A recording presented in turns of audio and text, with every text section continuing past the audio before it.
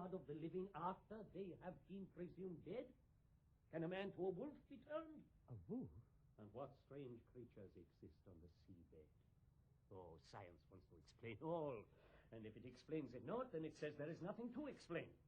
Yet we see around us every day the growth of new beliefs.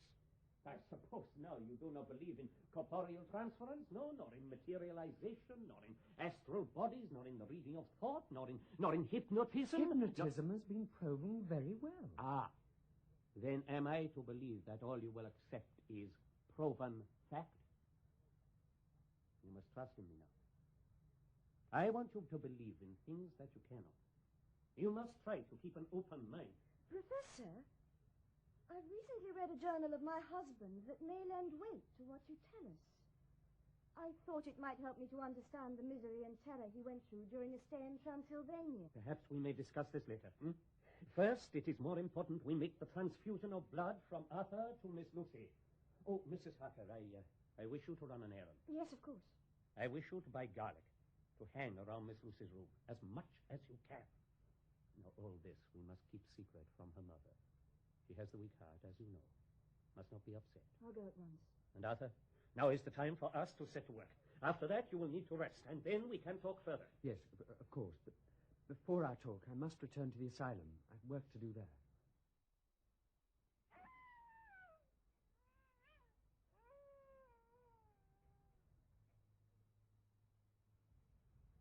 Did you call me, sir? Warder, I wondered if you heard that cry just now. Yes, sir, I heard it. In fact, for a moment, I know it's impossible, but I thought it sounded more like a wolf. A wolf? Whereabouts would you say it was? The Carfax estate seemed to be moving off. Lucy. Lucy's in danger. Beg pardon, sir? Warder, I must leave. I want you to take care of things till I get back. I may be some time. Well, that'll be all right, sir.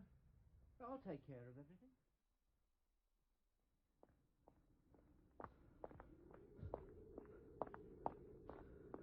Excuse me, please. Oh, I'm sorry, I didn't see you. You seem in such a hurry. I don't wish to detain you, of course. But if you could help me, it would only take a moment or two. Of course, if I can be of any assistance. I live just along the drive here, but I can't get my key to fit the lock on the gate. But that leads to the Carfax place. Yes. Is anything wrong? Can I have the key, please? Yes, of course. Here. I can't get it to turn. This gate isn't locked. That's why the key won't turn. I'm sorry. I was silly not to realize. Anyway, it's open. I'm sorry I can't be of more assistance. But you can. I'm rather afraid of the walk to the house in the dark. Would you be so kind as to walk with me? I'm afraid that's impossible. Please, Dr. Seward. How do you know my name? Oh, I've seen you before. Where? You don't believe me, Dr. Seward? Look into my eyes. My honesty is there. I didn't. My eyes. Look at my eyes. Your eyes. They're so bright. Eyes that have seen. Now you are mine, and nothing can save your precious Lucy. Lucy, God! Poor Lucy. You fiend, you damn fiend. Too late. Too late.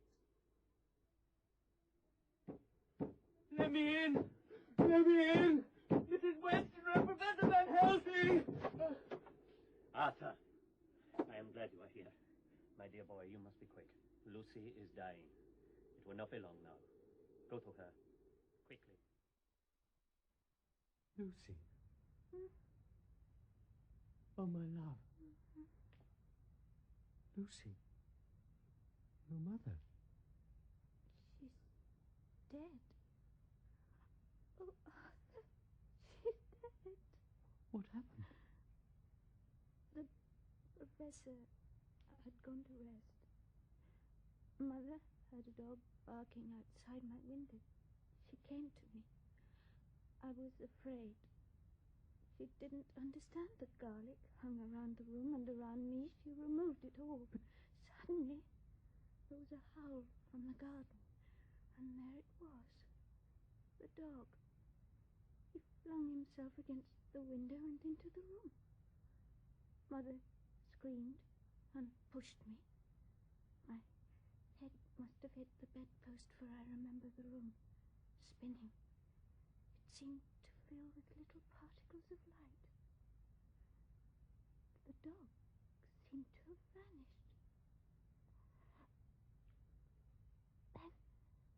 Then there was a weight on me, pressing, and I felt the pain at my throat.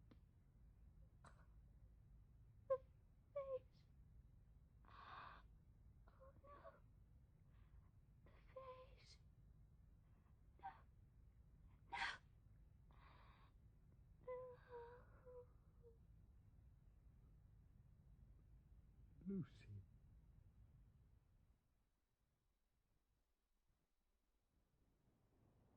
Jonathan, dear, this is Professor Van Helsing.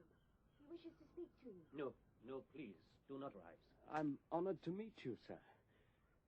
Arthur Seward has told me about you.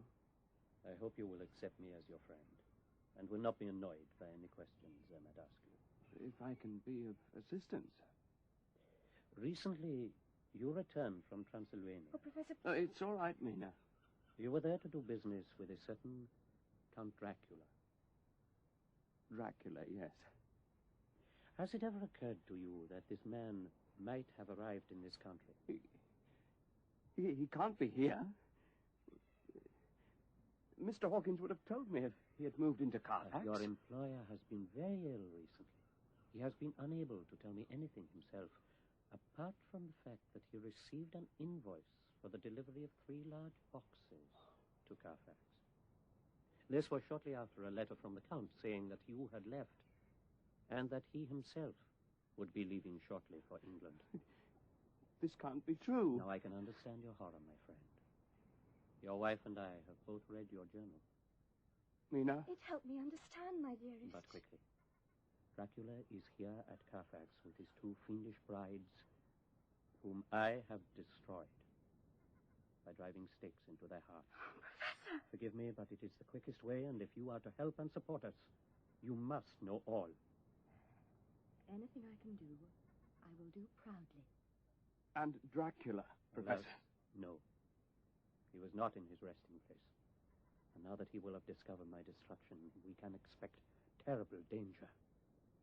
Now, Jonathan, you have no doubt read in the papers reports of the beautiful white lady who has been trying to lure innocent children from their homes at night. Yes.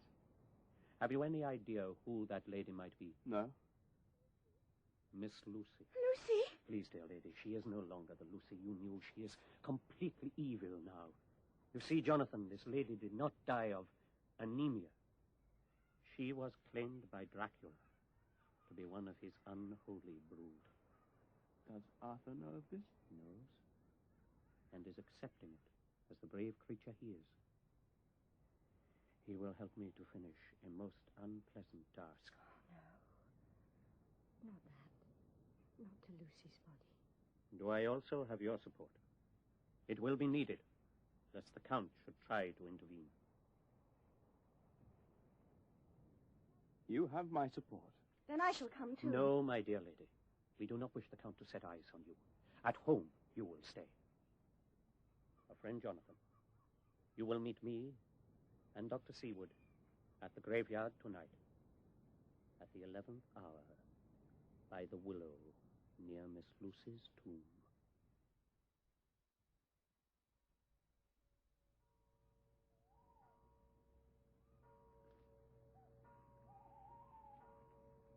My friends, we will wait here for a short while and watch.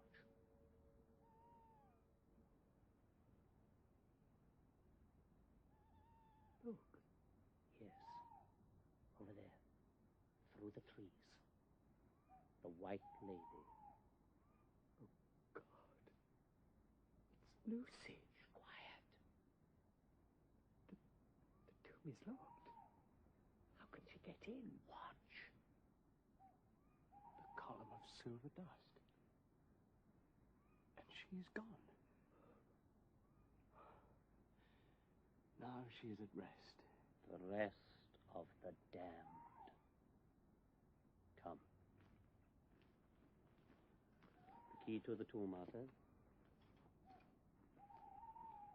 Now.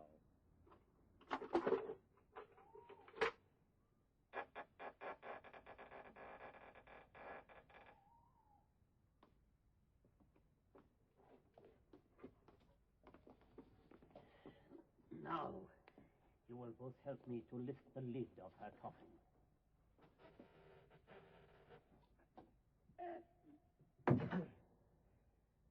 Lucy. As I first knew her. The life and color you see in those cheeks is not her own. The blood that flows in those veins is the blood of those who would become like her, unless we are quick. Arthur. Look again. The face is altered. Her teeth. So sharp. The mouth. Cruel. Here is the stake, Arthur. Place it on her breast. Now the mallet. You must strike hard and with precision. I cannot. It is right that it is you who do it. God, give me strength. God, rest her soul.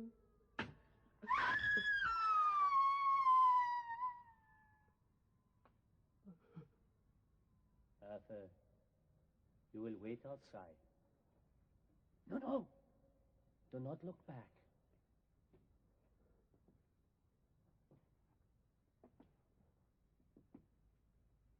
Jonathan, in my bag, a small surgical saw. Thank you.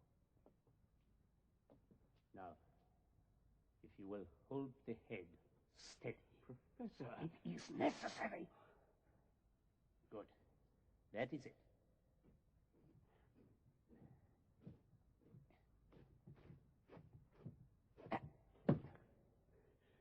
The garlic next? Yes. Now to fill the mouth with it. So. And so. That is it.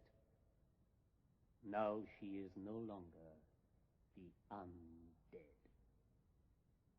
Good. Now we will put the head back. So. And replace the coffin lid.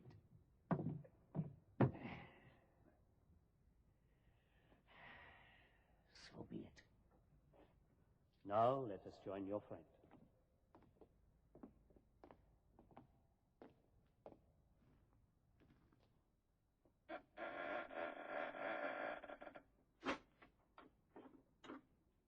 Arthur, are you all right?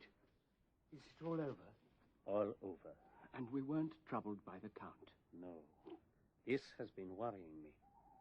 What? In keeping Madame Mina away from where we thought there would be danger. It is possible that perhaps we have left her in greater peril. Alone.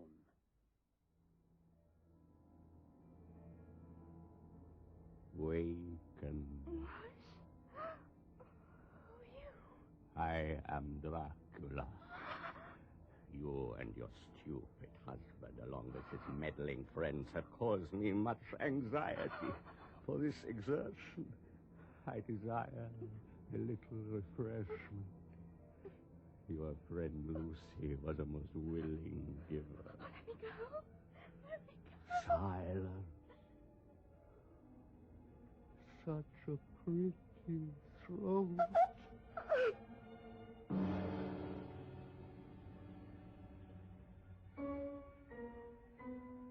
And now, to bind the initiation, I rip this shirt, cut my breast, so, and you will drink the blood.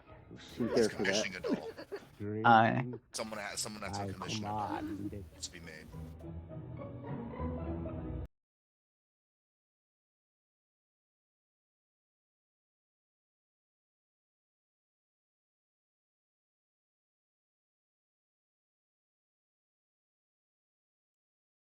All right, everybody. Thank you so much for joining us tonight for our early game of Curse of Strahd. It's the Dice Dad Games Wednesday Open League. Every Wednesday at 5 p.m. Central and at 8 p.m. Central, we run a game and we open up our doors to anyone who would like to join us. So as long as you show up with a positive attitude and a character sheet in our Dice Dad Games Discord server, any Wednesday, as long as you get your spot early, you can join into this game and hop into our stream. So we're about to jump into the early game for Curse of Strahd. We are on week 8. When we last left off, the party was in the city of Vallaki, and there were several mysteries that they were getting involved in. But I'll recap those for the story. I'll recap those for the group here in just a second. But yeah, let me hop over there with them.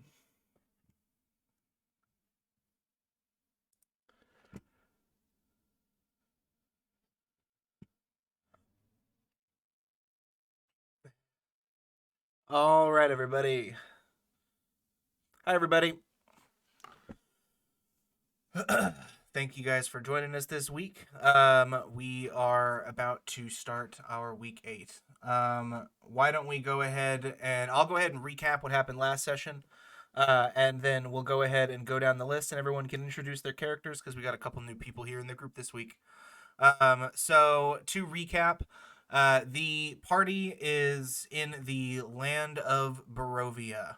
It is a mist-cloaked land that is held captive by a vampire overlord named Strahd von Zarovich. The party is currently traveling, escorting a young woman who the vampire Strahd has taken a fascination with. And they are escorting her from her town, which is right next to Strahd's castle, to a village called Vallaki, which is fortified with a wall and has like a massive town guard. So they reached the city last week, and they realized, or they kind of split up in the city. They caught on that there may be some funny business going on in the church. There is an orphanage, and apparently a gravedigger has recently gone missing or has stopped coming to work. And so the party was checking that out. They had also spoken with the the people who run a tavern in the town of Vallaki called the Blue Water Inn. And they had a rather unpleasant encounter with those people. So I'll let Red describe that in a minute. But then some of the group went and shopped. So after everyone has gone and done that, the party has met back up in the town square. Guys, did I leave anything out?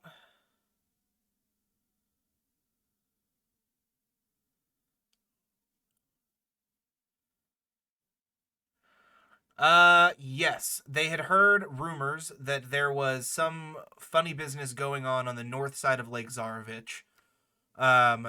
And they had also heard rumors that there is a temple hidden somewhere in the mountains that is said to have some sort of like strange information or sort of headed by some strange figure whose names have been whispered in Barovia. So yes, those also happened. Apart from that, are we about caught up?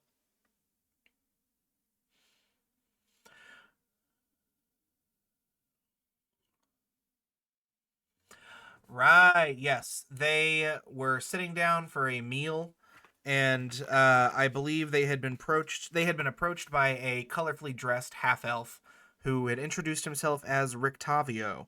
And he basically had told the party that he is sort of in between jobs right now, and that he is a big fan of meeting all the people who come through Vallaki.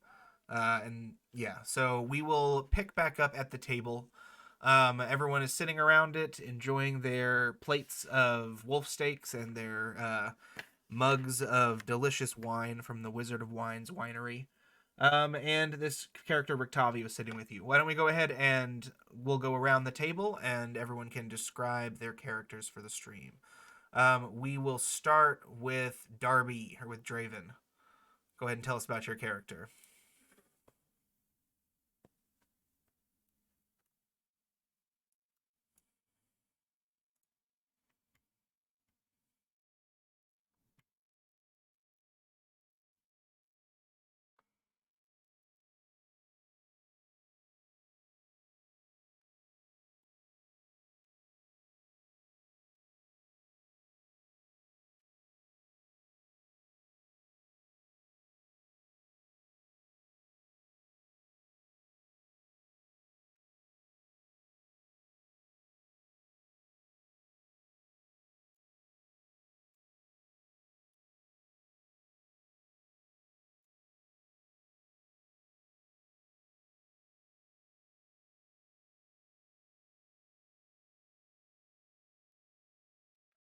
All right.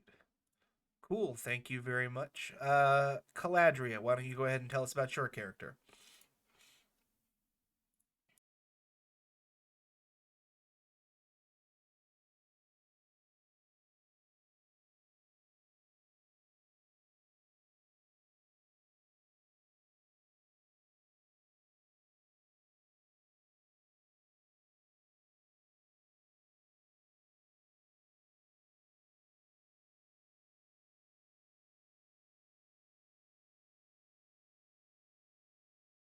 Underdark, but he does not.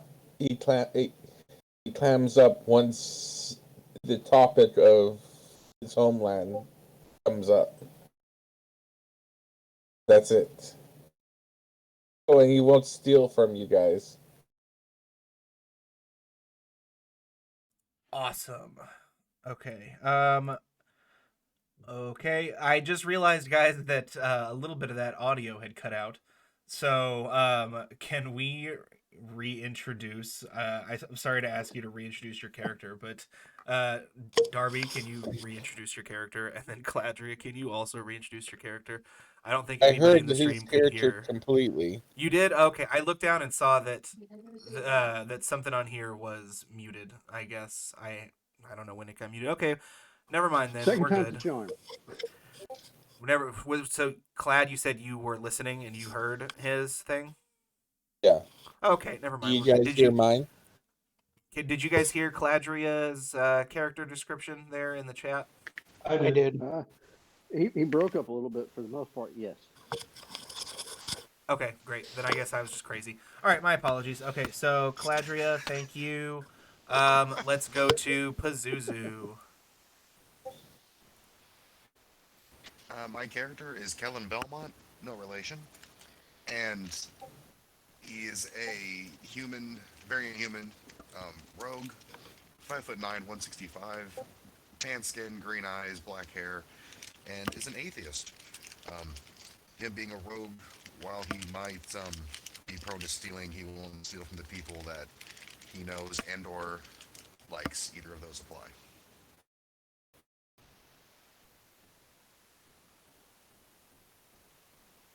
All right, thank you. And next we will go to Red. Go ahead and tell us about your druid. All right, so my character is Talon. He is a moon druid with a level 1 ranger. Basically, he thinks that his powers came from the gods that he was within their like sanctuary or domain. I'm not 100% sure what it's actually considered, but he's a lawful good and he just wants to basically help as many people as possible. Is there anything else? He really likes talking to creatures a little bit more than people, because at least creatures will try and give you a straight answer. He has a little bit of a problem talking with like normal people.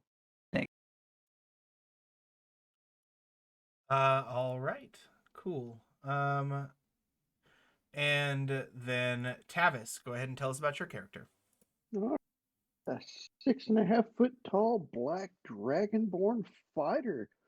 He's basically a sellsword. And he got hired by the gypsies to come over here and try to fix things. Okay, cool. And Vermilion, can you go ahead and tell us about your character? So at the table with you is this gigantic half orc wearing all black, like a black hat, black he's wearing like a kind of like a western costume, like a duster and a cowboy hat, and it has this gigantic axe on his back, strapped to his back. And he hasn't said much yet. But he's just sort of like nodded to people when they refer to him and hasn't talked much yet. He's not from around here, and you can tell. None of us are from around here. Yeah. You all look very, very odd in the tap room of this tavern. But the half-elf who sits down at your table looks just as out of place as the group of you. And again, as he introduces himself as Rictavio, he says that he is the owner and the operator of a carnival. But unfortunately, currently, due to his situation of being trapped in Barovia, that his carnival isn't running. But he finds work around the town doing odd jobs for people. And as he sort of finishes introducing himself to you, he says that he always finds it fascinating to meet the adventurers who come through the village of Valaki. And that sort of leads to you all introducing yourselves to him. And as you all complete your introductions, he sits down at your table. And we'll see if this is the same voice that I did last week, because I honestly can't remember. But as Rictavio sits down, he says, "Well, it's very good to meet all of you. And I hope you don't mind... actually, not I hope you don't mind. And I hope you all enjoy the fact that I've taken the liberty of ordering a round of drinks for all of us. I always like to buy a round for new people who come in from other places." And as he waves towards the bar, he shouts over to Danica. He says, "Miss Danica, please, a round of the Red Dragon Crush for the table and myself." And she goes, "Oh, coming right up, darling." And she comes over and hands out mugs of tasty wine, which you guys have already had a few cups of, most likely. But she brings another round by and sets them at the table. And he says, "So, friends, what brings you through this dreary place to Barovia, and how do you plan on escaping?" I'm going. What did you say? You first. Alright. Well, I'm gonna talk in Elvish, so you go first. I'm going to do what I did last time. Yeah, I speak Elvish, so you can continue if you want. I don't, but I was just going to say, out of game, that Red and him are supposed to have a meeting later tonight. I don't know Yeah, if y'all I remember was that. about to bring that up, but I didn't want to, I didn't know if you were trying to run it back or something. I totally spaced and forgot that you guys were planning a meeting. He still plans to meet with you later, but he can't resist the opportunity to sit down and have a conversation with a group of adventurers from out of town. So I'm gonna say what I think we could do.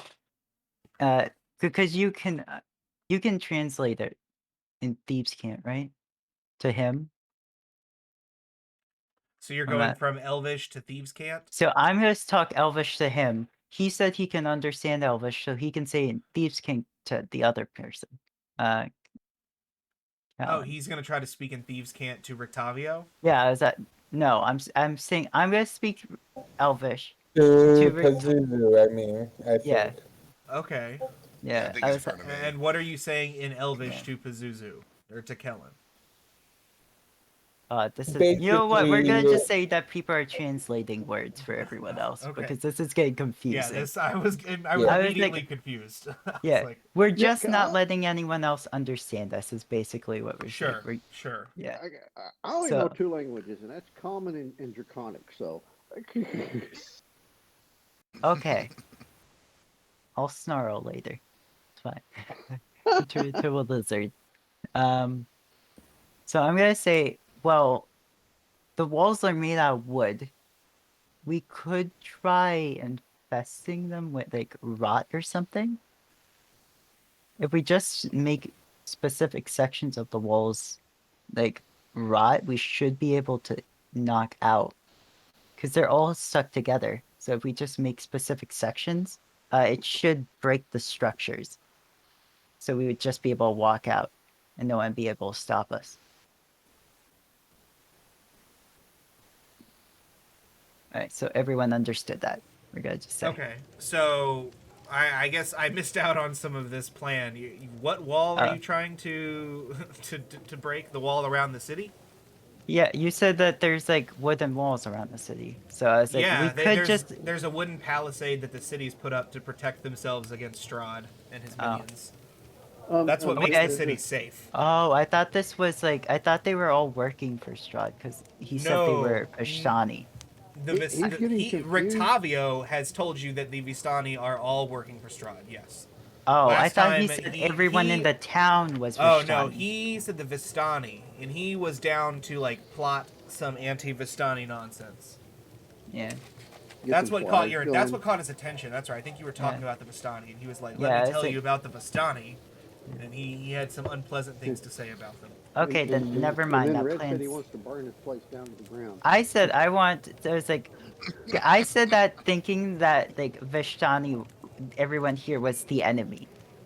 Oh, okay. So I would be like, yeah, let's burn all the well, I wouldn't say burn people because that's terrifying. I would be like, yeah, let's defeat all like the evil Vistani, like Elvish or something. Yeah, just burn it down Instead, to the ground. yeah, burn everything to the ground was referring if everyone in the town was our enemy. That's when I start passing. Can I ask a question, please? Yeah. This is more for the DM because I'm not very familiar with this versus Strahd, but I know that it's not in any of the main. Like, I know it's not on the Sword Coast, but how do you actually get to Barovia? All right, so to get to Barovia, you have to be brought to Barovia, or you have to get lured in. Basically, Barovia doesn't exist anywhere. It exists in its own... It exists somewhere. It exists in Ravenloft. But, like, it exists in its own pocket dimension that you get to by crossing these mists. And these mists are one way, unless the person inside the mist who has dominion over that area, over that dominion of dread, gives you the ability to leave. You're stuck in that dominion of dread. So, like, Strahd has Barovia. That is his dominion of dread in Ravenloft. And there are several others as well. But they sort of exist out of space and time. And if you try to leave, the mists basically, like, choke you out and you die. Okay. So I guess the response to the elf's question is, what brings you here is, well, I don't rightly remember. I was just in some mists, and then next thing I know, I'm here. Well, of course, we all got here the same way. I'm saying, how do you plan on leaving, and how can I help? I don't rightly know how to leave neither. He kind of looks to the rest of the group. He says, you all look capable. I was hoping when you all walked in and sat down that you would have some sort of plan on how to escape. Oh, escaping specifically Barovia? Yeah, the country we're trapped in. Well, the only idea I could have is either staking the ruler would probably be the best way of doing it. Or getting a magical item, which we heard there was a wizard nearby who might be able to help. There's a wizard that fought him and disappeared. Oh, yes, the wizard... Yeah, but the tower. The wizard north of the lake. Yes, you're referring to the Wizard Mordechainen? Yes, that is it, Mordechainen. Yes, he, as I and as you and as many others have, he found his way into Barovia and was trapped here. And he went to face Strahd. He got a whole band of villagers and adventurers together, and he raided the castle a number of months ago. And it was a ultimately failed attempt. Their battle took them from one end of the castle to the other, but we all on the outside got a good look at it whenever it was taken to the castle roof and into the air above Solenka Pass. And basically, we saw Mordechainen thrown thousands of feet into the water below after a particularly nasty spell attack from Strahd. He called down a bolt of lightning and struck the wizard in the air. And since then, he's been sighted a few times north of the river, naked, his hair wild, twigs in his beard, and poop on his face. And he... I don't know what's... no one is willing to go near. We all just steer clear, because we don't know if he is going to unleash one of those strange spells on one of us.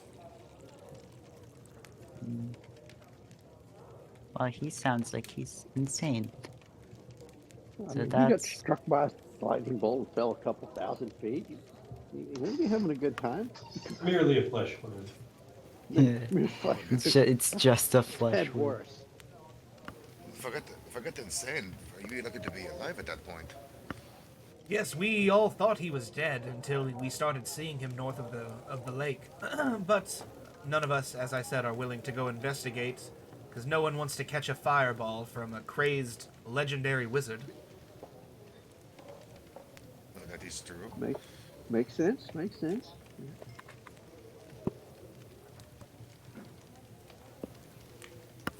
Okay. So we all know that we can't leave, right? Until we get this stuff fixed, right? Yeah. Yeah, you haven't tried to leave yet, but, like, everyone has basically told you repeatedly, like, oh, don't try to leave. Okay. So, as you all are kind of sitting around the table drinking, he says, so, being that you're all new to the town, have you, heard any of the juicy gossip? The people here, they won't say it, but there's a lot of things going on just underneath the surface in Vallaki.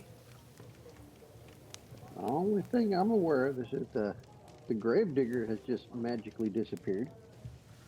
Yes, I had heard that young Milavaj hadn't shown up for his ship the last few days.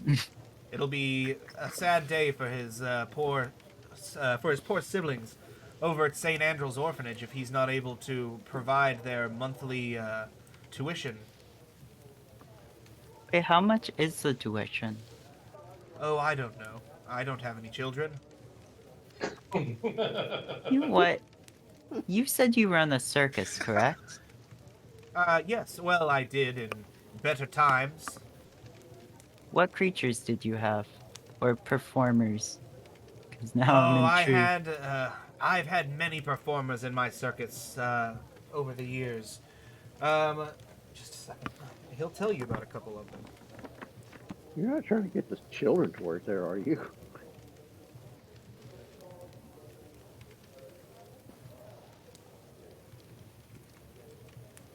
Flipping through the book. Gotta love it. Alright, cool. And...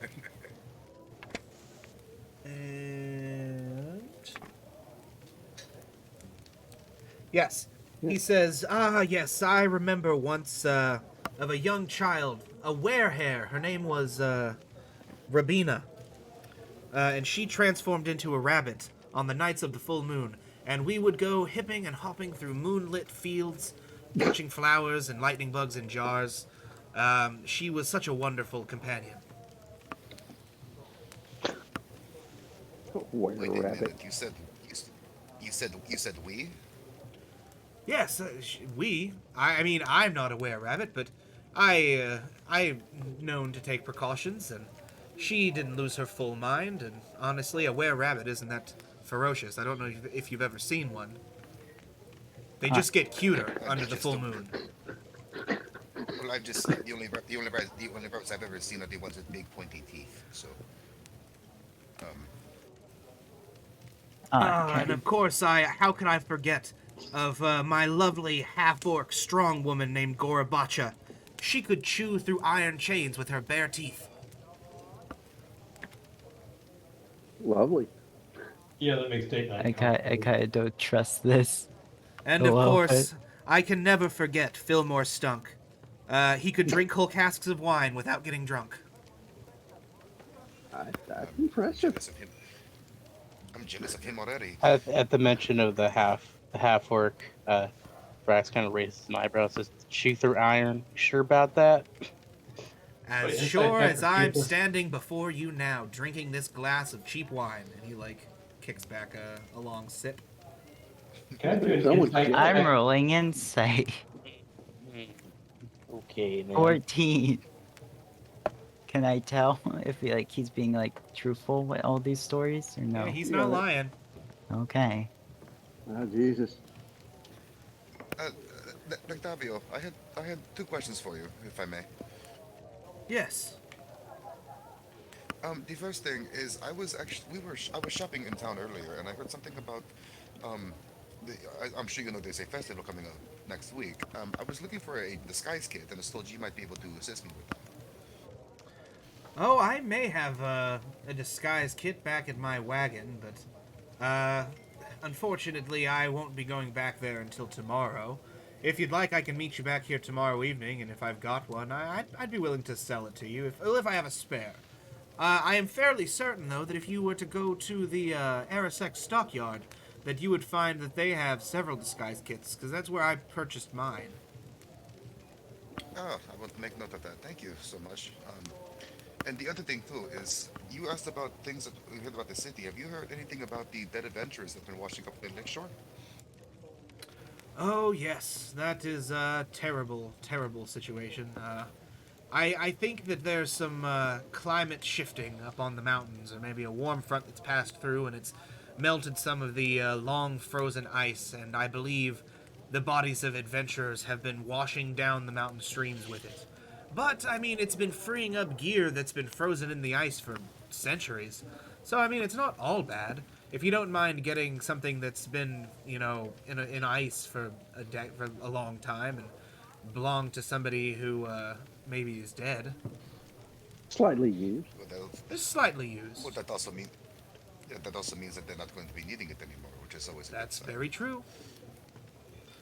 So, okay. Well, I was just curious. Thank you for the information with the stockyard. I appreciate the information. Oh, yes, of course. Do any of you have any other questions about the city? Not particularly. Yes.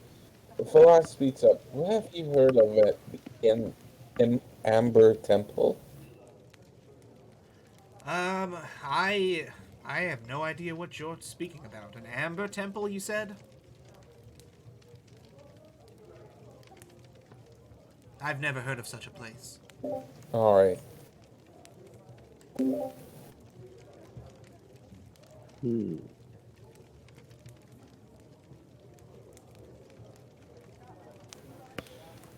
Well, if it seems to be getting a bit late. If no one has anything else to say to me, I think I may retire to my room. I've had a number of cups of wine this evening, and honestly, I'm finding it a bit hard to see straight. If you were us, what would you do? I would stay as far away from the Vistani as possible because they will rob you blind while you aren't looking at them. I check my pockets to make sure I have all my stuff. Don't worry, they're intelligent and don't allow the Vistani inside the walls of the city. I can't think of anything else. That's interesting, because they're the ones that brought us in here. Well, then, if that's all that you all have to say, I'll bid you a very fond good evening, and I'll retire to my quarters. And he gets up from the table. As he does, okay. he kind of, like, stumbles a little bit. And he kind of begins to, like, wander off towards his room. Oh, just a second. Hey, Nomadic Squirrel in the chat. We don't have the subscriptions feature turned on yet, because I think that gets you money. But you can follow to get updates on the stream, and there should be a little heart button somewhere on your screen that'll allow you to follow. Somebody was asking how to follow in the Twitch chat. But yeah, so he bids you all good evening and heads back up the stairs, and he leaves you in the tap room. You see that Danica is behind the bar serving 2 piping hot plates to some very rugged-looking strangers in furs carrying like bows and axes. And you see that her 2 children are sort of like curled up in a booth looking at picture books together in the corner of the tavern. And as sort of the evening is winding down, you see that there aren't a ton of people left in there. Hey. Interesting.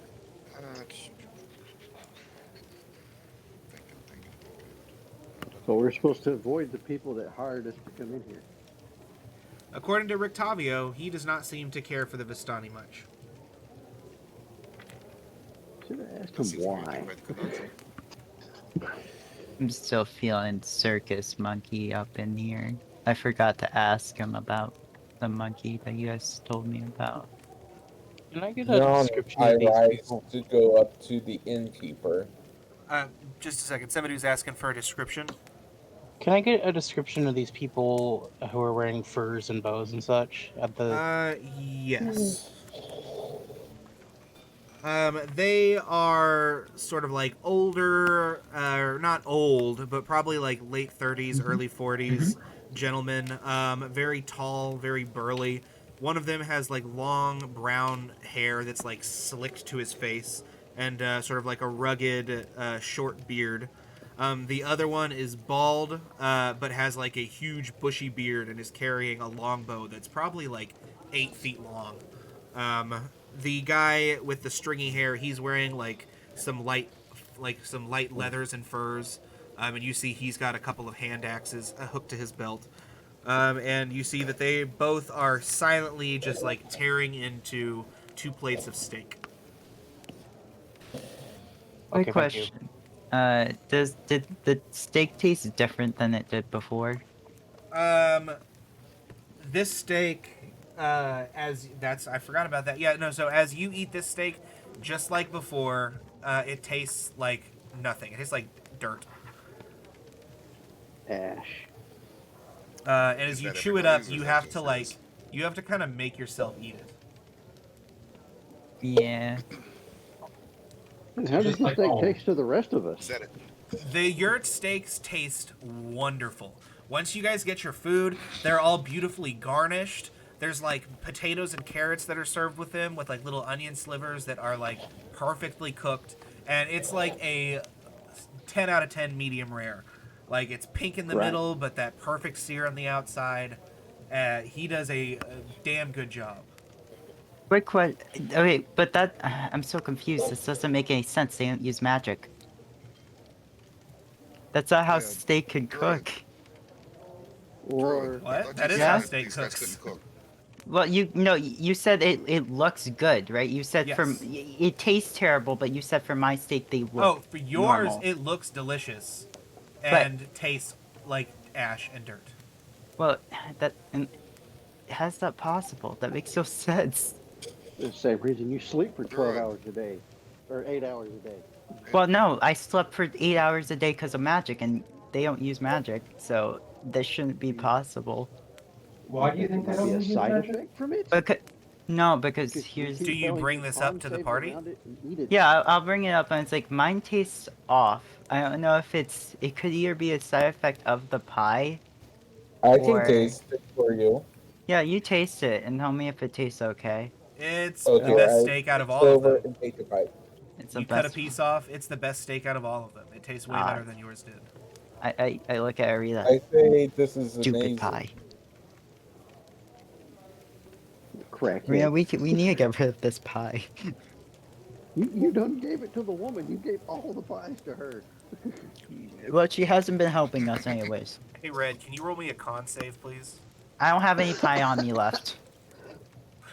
You don't have any pie on you left? Nope.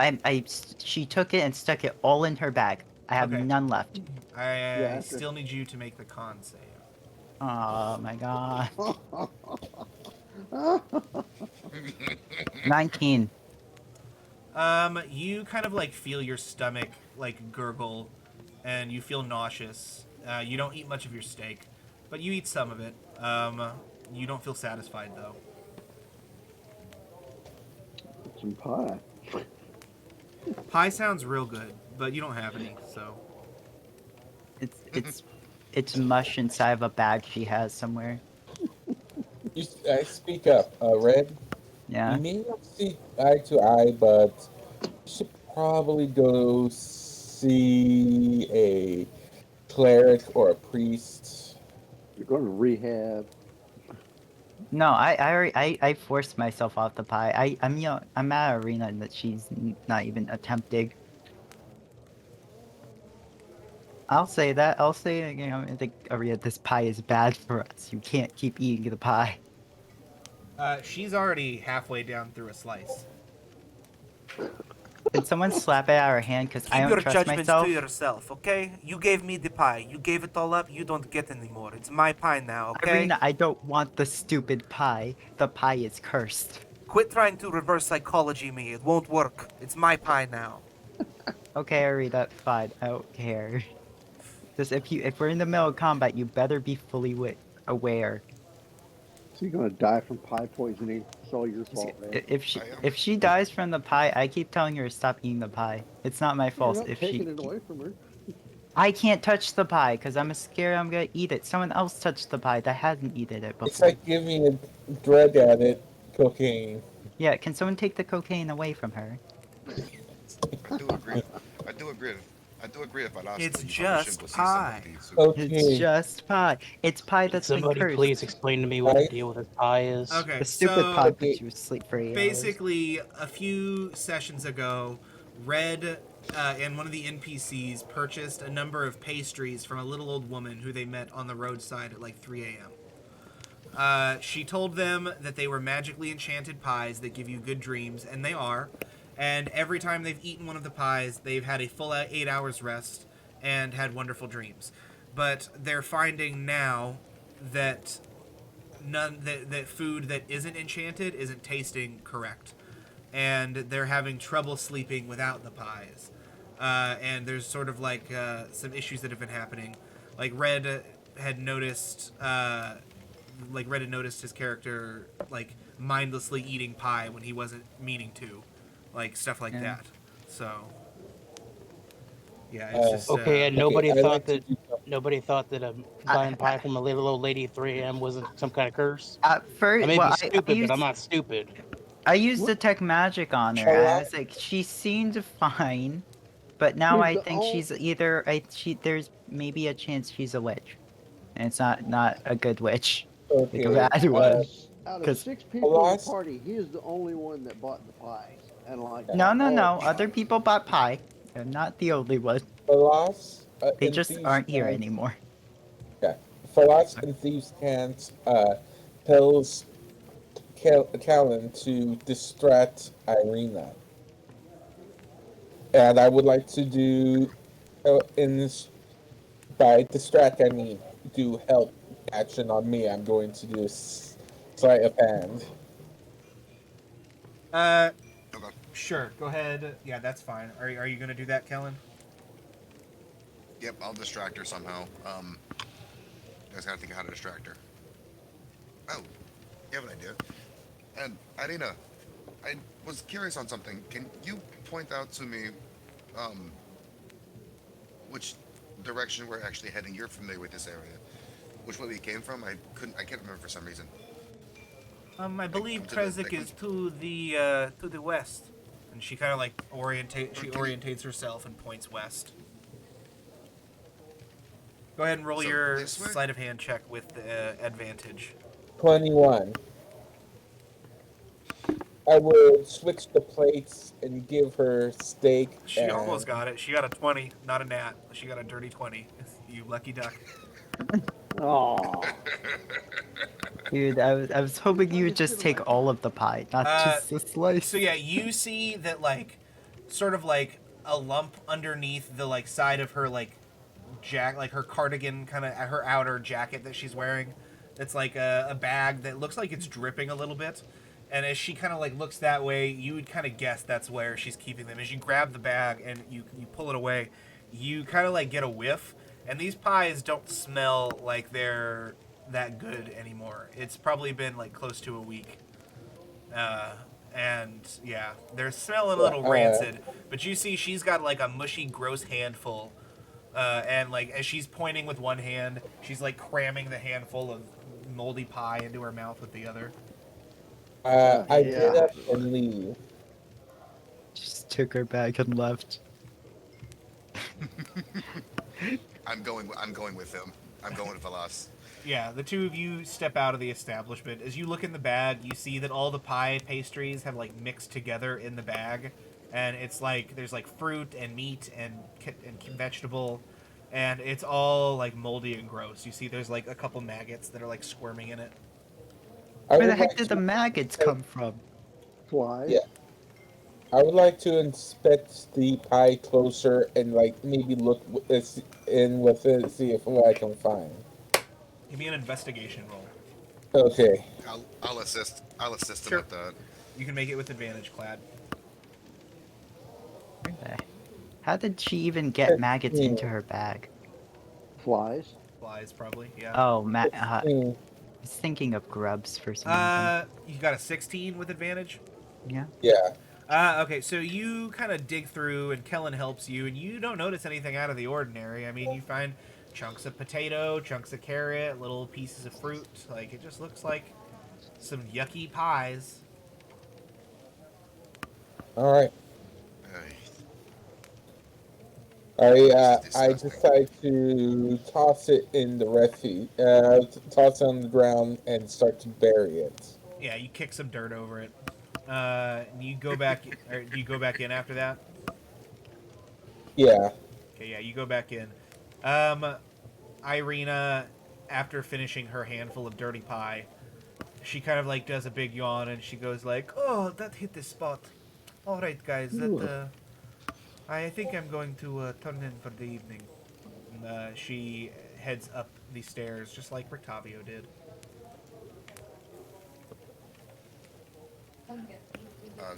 Oh Lord. Keep an eye on her. We're not exactly sure what was in those pies, but we need to keep an eye on her. Just in case. I went cold turkey on the pie. Actually, I think it was mostly cold chicken. Yeah. I haven't seen a chicken yet. Not kidding. Not seen a chicken. Yeah. All right, so you are all, it's just a group of you down there in the bar. Like I said, there's those two ruffian-looking fellas, those rugged rangery types over at the bar. You see that Danica is, like, walking around the tavern, flipping chairs up and putting them on tables. She's snuffing out candles. I think that's our cue to get a room if we haven't already. Yeah, I don't know if I actually ordered a room yet. I think We did.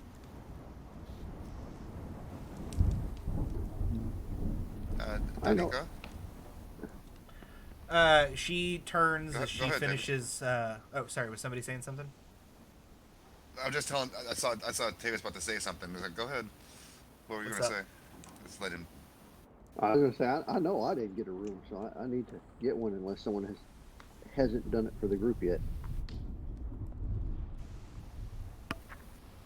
As you guys are sort of like discussing the possibility of getting a room, you hear the door open to the tavern and the little bell jingle as Danica's like wiping off one of the tables, and she looks up, and you all look up, and you see this like hulking old man. He is carrying a tackle box, and he has a fishing pole slung over his shoulder, and he's just like an enormous dude. And he like kind of slowly kind of wanders in. Danica goes, "Oh, hi, Bluto. I'm sorry, dear. We were just about to close up. I could make you a plate for the road, though, dear, if you're willing to wait a few minutes." And you see the guy kind of turn towards Danica. He's just got like big, just like dull eyes, sort of like a slack jaw. And he goes, I don't need food, Danica. You just, you give me 2 bottles of the cheap wine, and I'll go ahead and go. She goes, oh, all right, dear. And she goes over and fills up 2 wine, or starts to fill up 2 wine bottles from the tap. You see this guy is just sort of standing over there waiting. Boy, not fish fishing, ain't it?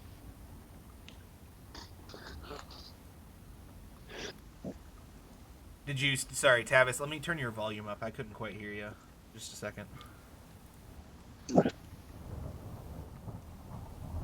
No, I was just making a reference to Epic NPC Man, if you've ever seen those shows.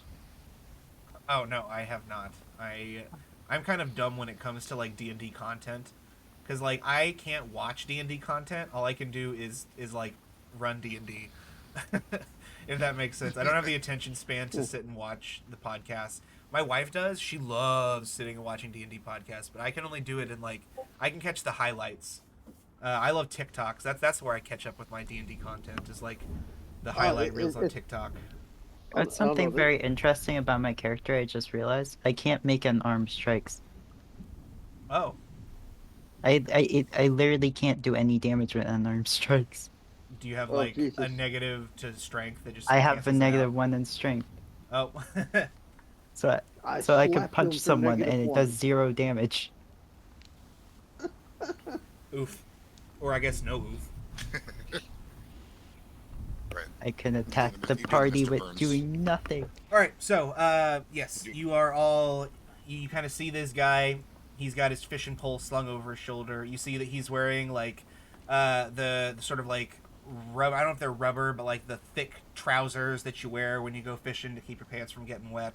He's got, like, big rubber boots. But, yeah, it is very late at night, and it's raining. So, he as he walks in, he is soaking wet. But he gets his 2 bottles of wine after a moment. If none of you say anything to him, he's just gonna go. And I kind of want to see, can I do an Arcana check on him or no? Because I feel like guy in the rain, you know, just in the rain. I mean, sure, you can do you can do an Arcana check. He doesn't, just from, like, your cursory glance, he does not appear to have much magic. He looks to be fairly unremarkable. He looks just like a big, brutish fisherman. Yeah, all I know that there's an old wizard guy that's insane, so we don't... Could be old wizard insane guy. I got 5. Never mind. It's nothing. How's the fishing?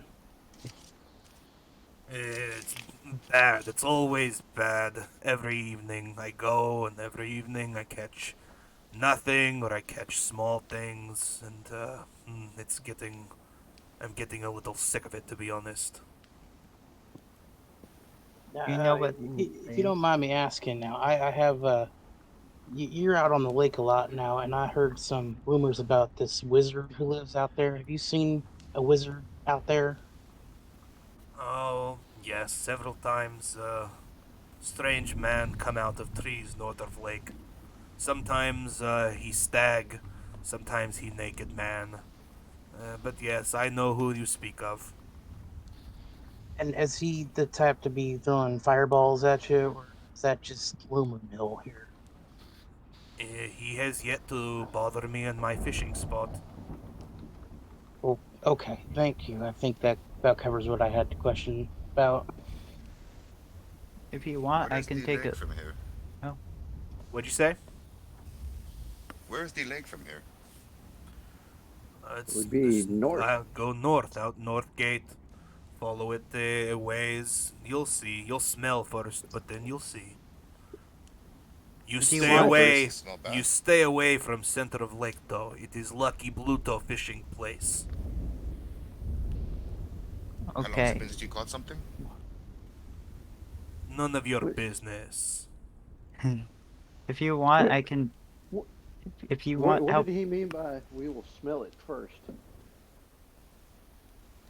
You can smell the lake. Like, you ever just gone to the lake and you can smell the lake before you can see the lake?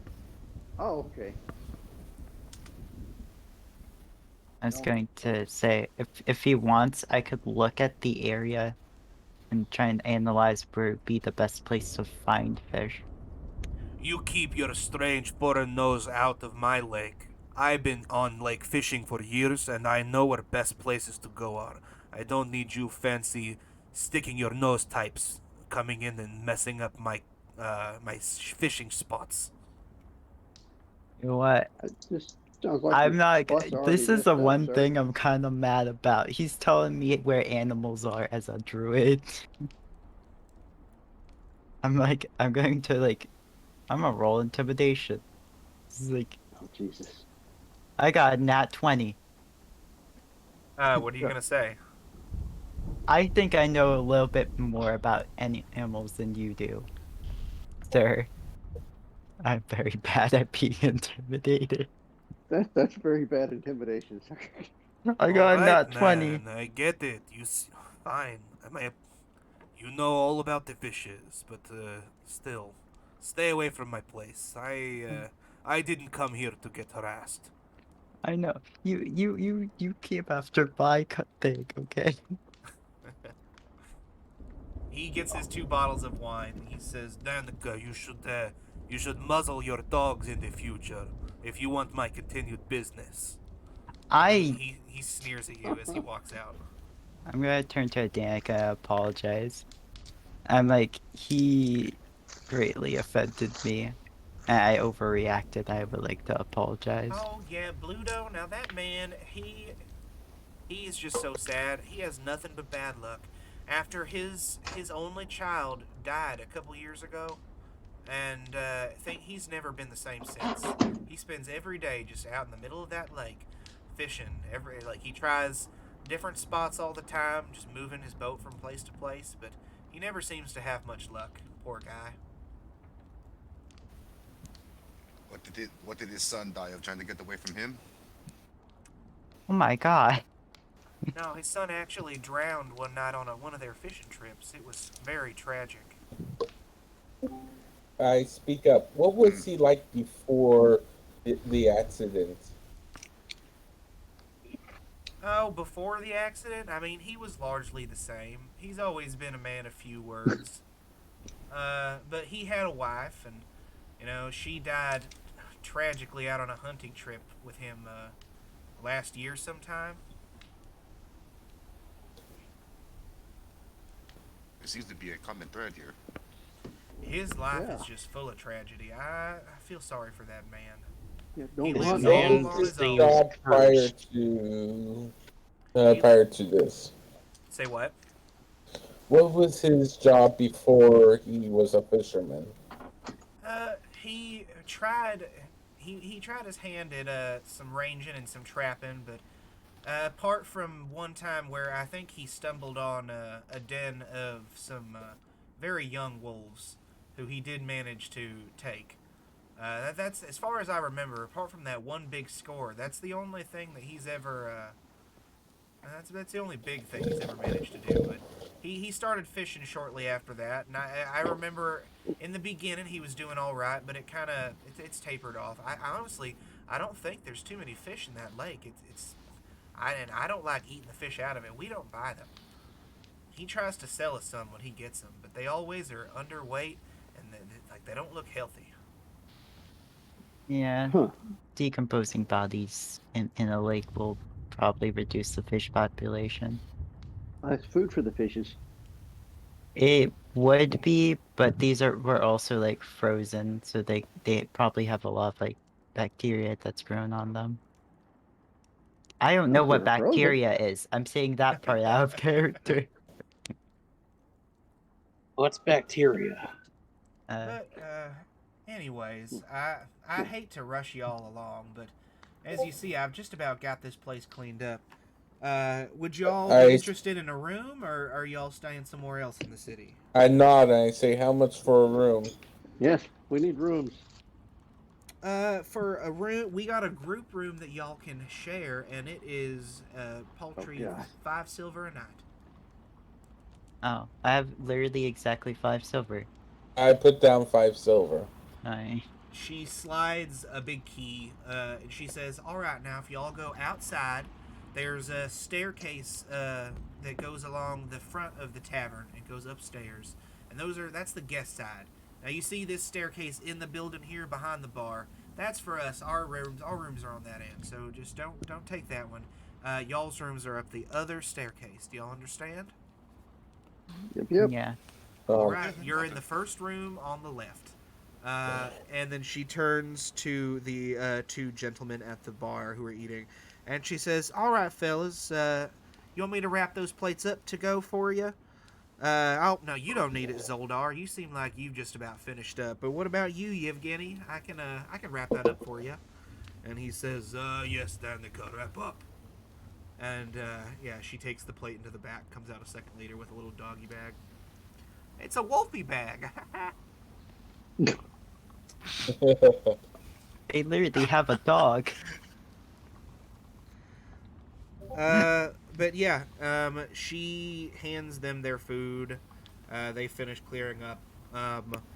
And as they're walking out, they turn to the group of you, and they say, I wouldn't listen too much to that weird half-elf that you spoke to earlier. I hate to speak ill of someone, but his views on Vistani are not they're not representative of all of us.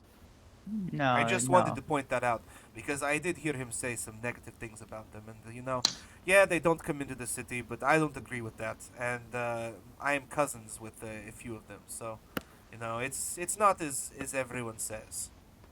They get a bad rap. I should hope so. They're the ones that brought us here. I mean, I just would like to believe that them best people, so... Yeah, I quite understand getting a bad rap from people. I'm like, I don't like bad people. So, like, whenever I'm, like, I say, like, bad Vishtani when I would refer to things. But, like, specifically if I'm, like, angry at I'm not mad at a group, I would be mad at, like, the section of the group. So, yeah. I understand, and we appreciate you trying to clear everything up. Yes, I just hate to see someone... we don't get many visitors from outside the town, so I hate to see someone get a bad impression. The people of Valaki are ultimately good, misguided, often suspicious, and but good. And you said I'm gonna throw up a map for you guys of the inn that you guys are in. Hi.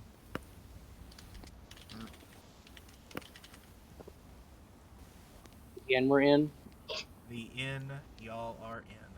I am gonna go ahead and post the Owlbear Rodeo link for you guys in the Discord, so you can join in on the battle maps.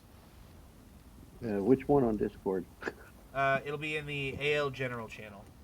Hi. AL General. Gotcha. Bam! Albert!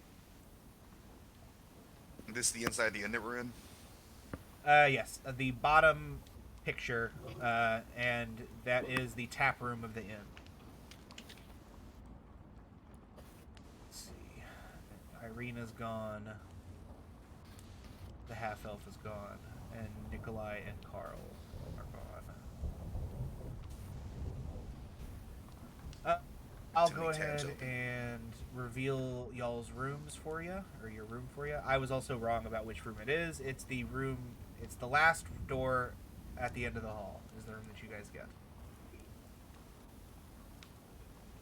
While we're doing this, quick question. Did you say that the crows are in the barn or on the roof of, like, there a are barn? some in the barn, and there are some on the roof.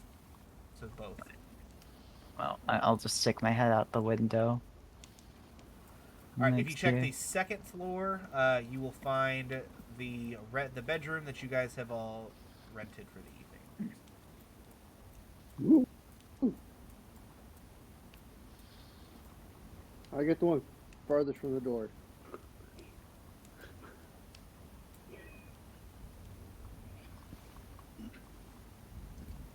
Guess I'll just... Well, I don't need to sleep. I could just, like, sit somewhere. Or I could just do the cat thing. Wait, I ate pie. I think today's the last day I ate pie, right? Yes, you did at the beginning of this day. Well, eat some pie.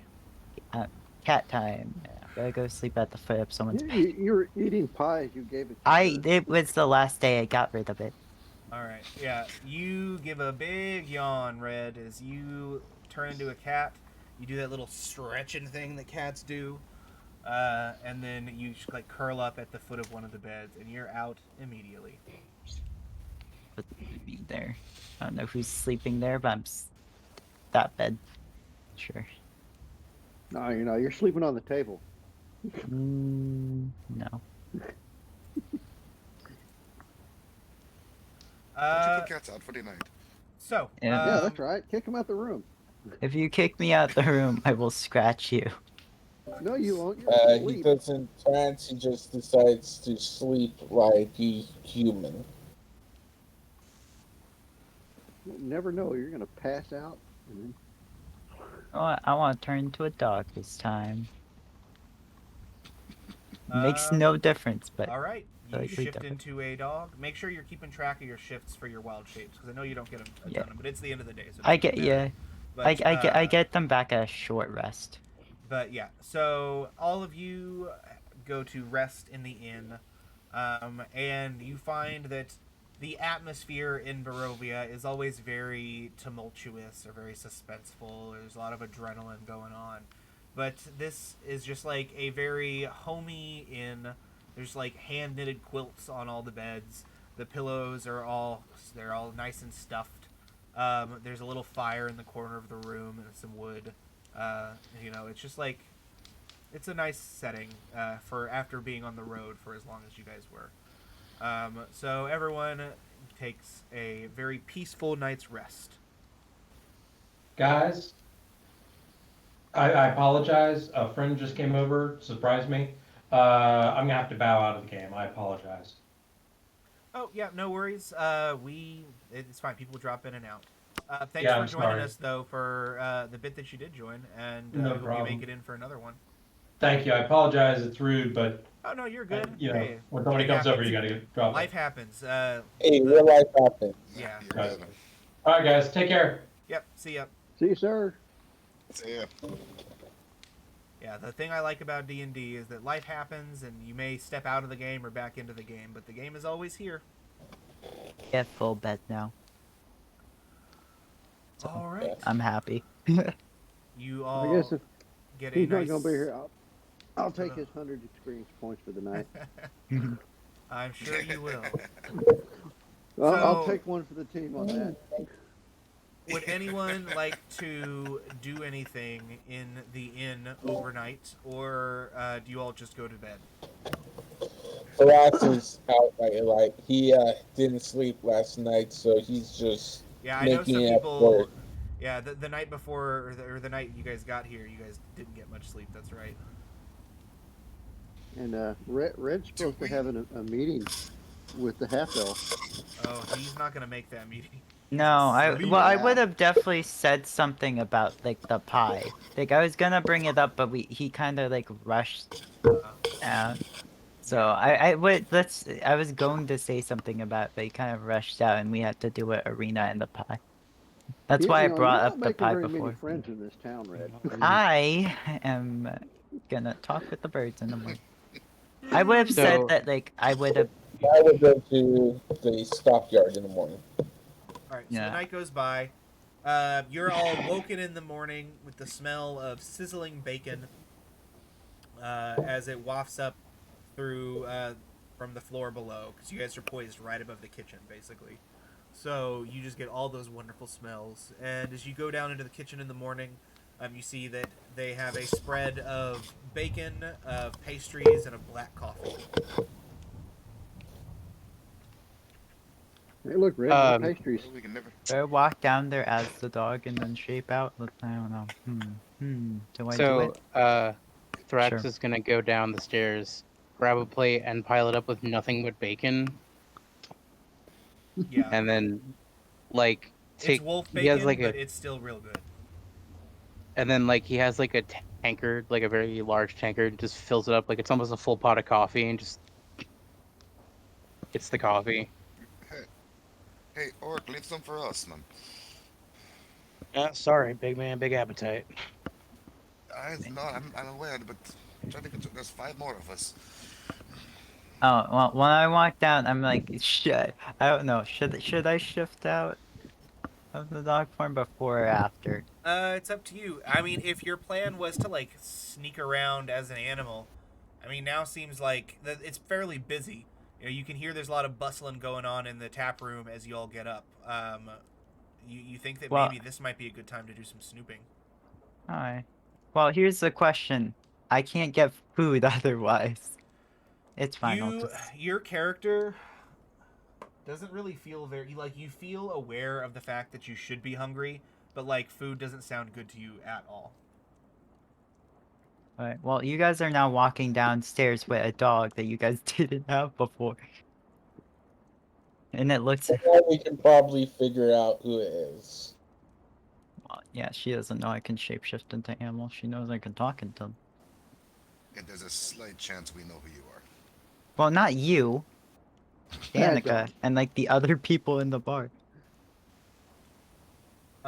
Sure, you can be a dog. So as Yeah, I'll you be a all dog. head down into the tap room this morning, you sit down at your table, load yourselves up with their breakfast buffet, and you just have a nice meal. You see that the place is very busy as people come in and out, just like loading up plates or grabbing a muffin or something, saying hi to Danica, and then heading back out. And you guys sit here for as long as it takes you to eat your breakfast. And then I'm assuming you all go and do the things you're planning on doing this day in the adventure. Are we splitting up again, or is everyone going to go to the same place? I was planning on going to either. Well, now that he brought that up, I probably should go to the church to see if they could fix whatever's wrong with me, right? Does anybody else want to go look for that wizard with me? They say I want to go to the adventurers. Not the where they're selling adventurers gear. The stockyard. Stockyard. Yeah, but I'm going for loss. I is heading to the orphanage. Okay, so let me just write down who's going where. And actually, I'll pull up our town map. So you can all put on the town map where your characters would like to go. Hi. Hey, Orc, I'm not against trying to find that wizard, but you might as well come with us. There's some stuff you might want to check out here. Oh, okay, yeah, I figure, alright, I'll check that out, but I think if we're trying to get out of here, that wizard may be the best option. Wait, are we trapped inside this town, is my question? No, we're trapped in this country. I thought we were trapped in the town. Okay, so I came up You are not trapped in the town. You're trapped in this country. Okay. Alright, so we're here. I want to go to... Where is this? I wanted to go to... Yeah, but I also wanted to go to Blinsky's first. Alright, so I'm going to I don't know where that is. Discord. I'll do the order of the Discord, and we'll decide from there. Okay, so Caladria, you are going to the stockyard, correct? Yeah. Okay. Move my token there. Where's Blinsky? You've already got the token there. Blinsky is on the square. His shop is at the town square. Town square? Okay. Okay, so Caladria's piece is at the stockyard. So I would go here first. Pazuzu, where are you going?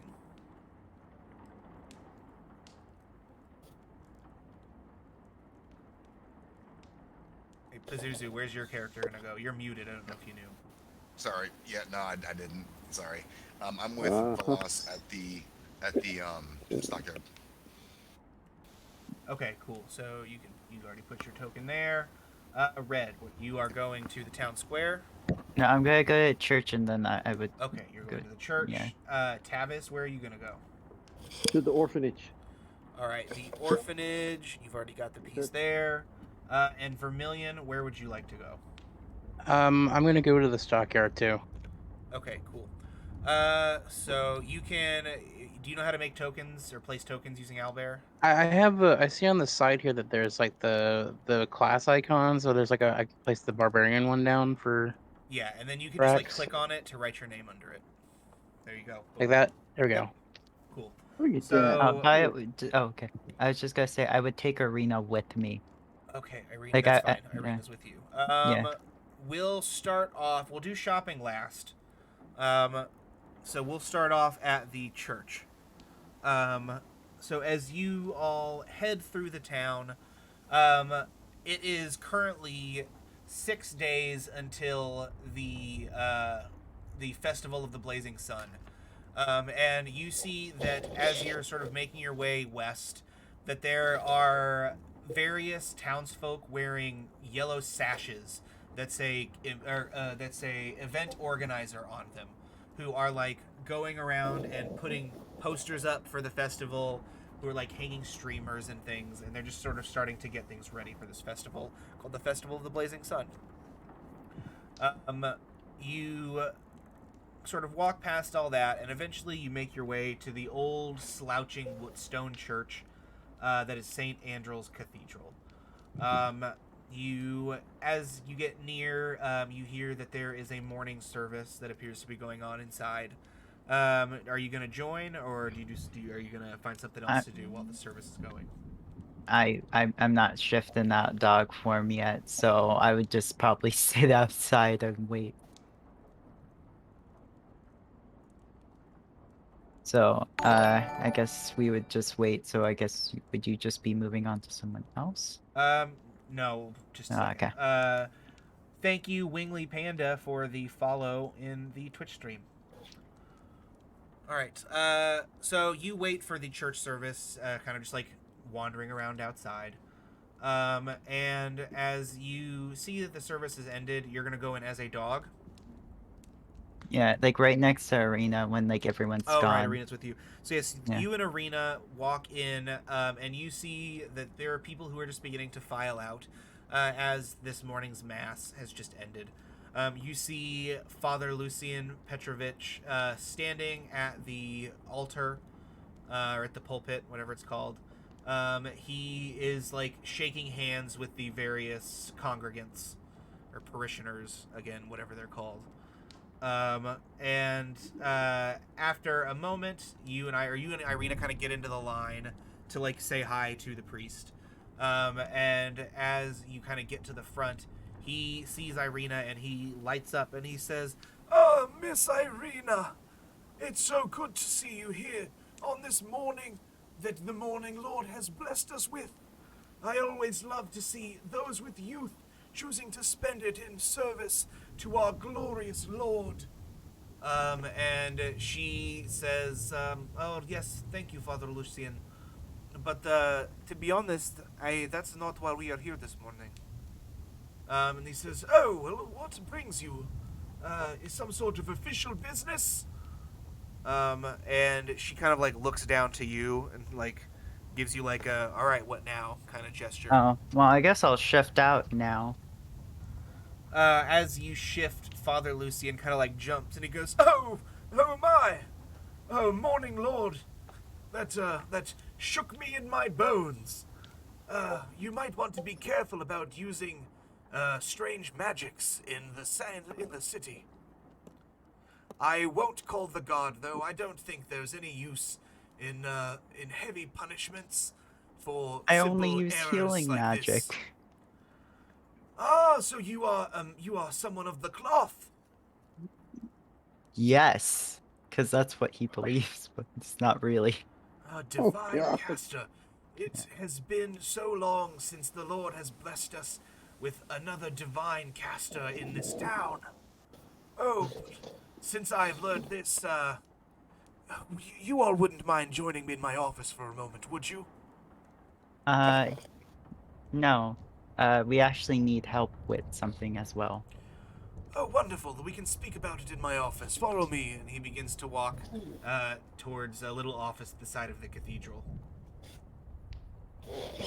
As he's walking, I'm like, "So you follow the Morning Lord?" Ah, yes, we all follow the Morning Lord here in Valaki. He blesses us with his light, even in his absence. Yes.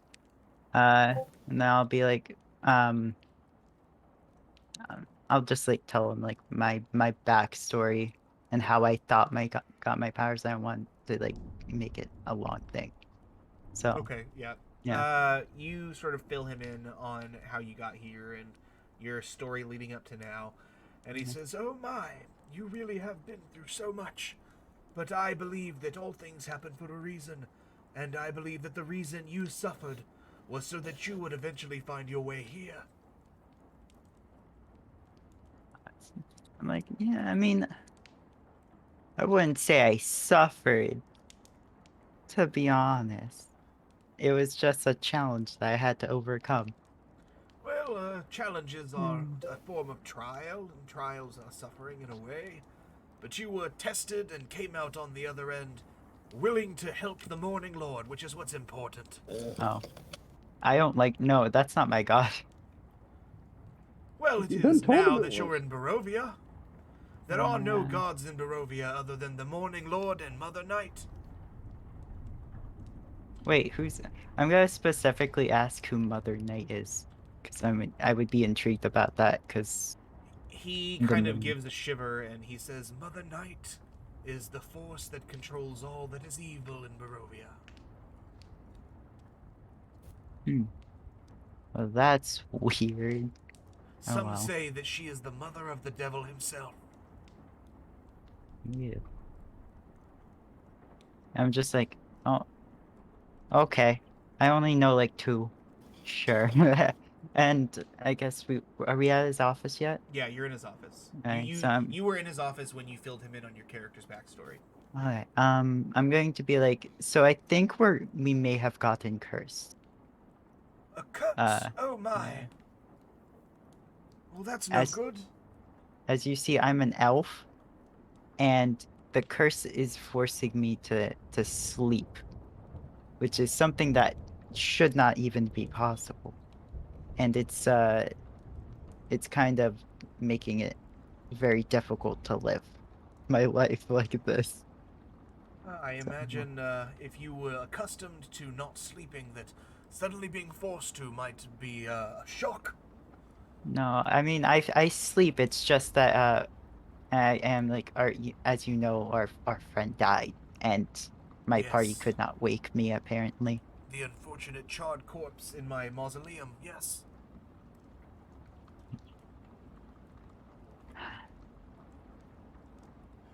And I'm just like look down, kind of sad. But I'm gonna be like, do you know like lesser restoration or any spells that would work? I do know the Morning Lord has granted me a few abilities, yes, but this is curses and things of that nature are far outside of my powers. If it was a flesh wound, I could knit it up, no problem, but curses of the soul and of the mind, only the Morning Lord has the cure to. And some say the nuns at the Abbey of St. Markovia, but they shut their gates a number of months ago. The village of Kresik shut its gates a number of months ago, and the nuns barely ever came out of their abbey in the first place, so we've heard even less of them as of late. Well, we're getting in there anyways, so I'll give you an info when we get there. But while I have you here, being a divine caster, as you've said, I honestly, I have something to confess, and I don't have many people to confide in this town, being the spiritual leader of the entire settlement. But I must confess that there has been a theft of a holy relic recently that has left us rather vulnerable, and I would wish that the masses don't discover this. But there were some bones of the Saint Andrel himself, buried in a mausoleum in the graveyard, and those bones kept the church grounds hallowed. And a number of nights ago, it appears that the mausoleum was broken into and the bones were taken. Oh, okay, that's easy. I'll just turn into an animal and track them down with smell. That's not that hard. You could become a beast of the very ground. Wow, that is impressive. That's kind of what my gods gave me. I thought, yeah. That the only You saw me you as a are- dog. Yeah, he did. I forgot about that. To be Yeah, I honest. was like, he saw me as a dog. Did you forget? Yes, of course. The druids that we have here in Barovia are unlike druids from places elsewhere. Thank you, WTFUTZ. What the futz? What the futz for the follow on the Twitch stream. Took me a That's second there to figure good out how to say your name. username. That is a pretty good username. Yeah, but he. Oh, and thank you very much, Boot2Head. That's another good one. Y'all's username game is on point tonight. Cool. But yes. So he says, the druids here in Barovia are unlike druids that I have heard stories of elsewhere, or told by the adventurers who've passed through over my lifetime. The druids here in Barovia have been disconnected in some way with their ability to shapeshift. Not all druids, mind you. Druids who've managed to find their way in still have connections to their primal magics, but I believe that the Morning Lord cursed the mountain people and their druids long ago for forsaking our lands and for turning to their strange old gods. I'm just like, then they're not druids. That's like the one thing we have. I would agree with you, but wait. I would not tell them that. Oh wait, I think I met some of them in the forest. They seem You very well may have. They have been very active in the forests over the last few weeks. There was an attack at the Wizard of Wine's winery some time ago that the druids were behind. Maybe I can talk them down at one point, but I feel like priority, find magic bones. Yes, I would ask that your priority be returning the bones, but also, please do not let word out into the town that these bones, not only that they exist, but that they're missing. The people here, they depend on the church and upon me and on the Morning Lord for safety and in these dark times. And if they learned that their one bastion of hope was no longer a safe location, it may cause unrest in the town, and all must be well in Vallaki. Yeah, it's fine. I mean, it shouldn't take too long. Do you know how long they've been inside there? How long? Who? The nuns? No, the bones. The bones. Centuries and centuries. They've been here as long as the church. Have you not heard the story of Saint Andrew? No, I'm just asking because if they've been in there that long, no, it's gonna be super easy to find them. They must have a very distinct smell. If you believe that you could track them, then I would ask that you do it. Alright. But it has been several days since they were taken, so you may have trouble catching a scent. It should be fine. They're musky old bones, which would probably in turn mean that they have and they also probably would smell different. I don't know. We'll see when I get there. Okay, we should... Light of the Morning Lord shine upon both of you in this hour of need. I thank the gods that you have come to us. And if you manage to bring the bones back, know that you will have a safe place here, and I will never charge you for the healing services that I can provide. Hi.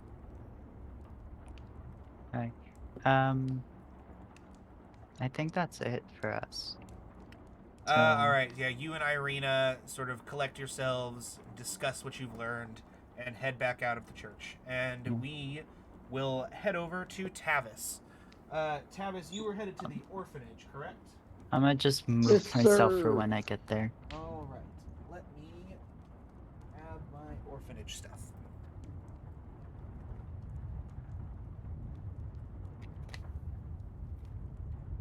What was that?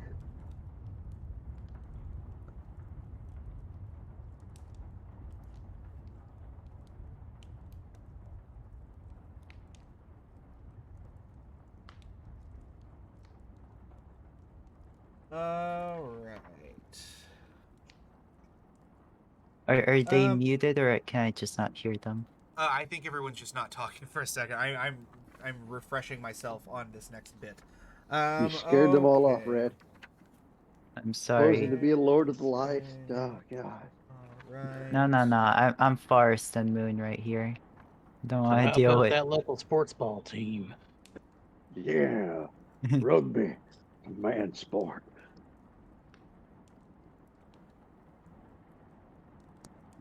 Sports could play. Probably football. Okay, so Tavis, you walk and you kind of follow directions that you were given, and as you reach the southern end of the town, you find a solemn or like a little lonely lane that winds up to a little orphanage that is tucked into a little grove of trees. As you approach the orphanage, you see that there is sort of a fence around it. There are a couple of children who are outside kicking a ball around. And as you come up to the fence, the two of these kids, they like run up to the fence and they go, oh my, Michael, look. Oh, wow, Jennifer, I love it. Look at that, it's a real-life dragonborn, just like in the storybooks. And these two kids are like freaking out as you're approaching the gate.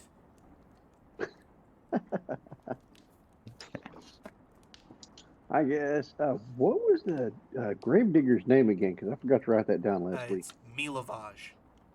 Milavage. I'll be right back.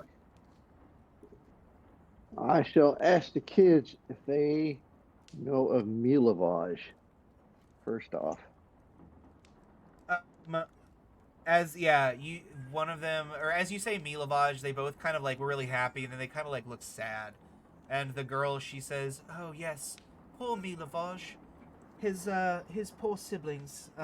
They go to school here, and they live in the orphanage. But unfortunately, he got a little too old, and he had to graduate out." I let them know that he is the reason why I have came. Because apparently he has gone missing. He's not missing. He's here. He's here? So he came back to the church or to the orphanage? Yes, he came back a few nights ago. Of course, I'm not supposed to say that. Miss Belasco, she says that we're not supposed to speak of it. But you seem like a trustworthy adventurer, and if I've read anything in these books about adventurers, it's that they help. Are you here to help?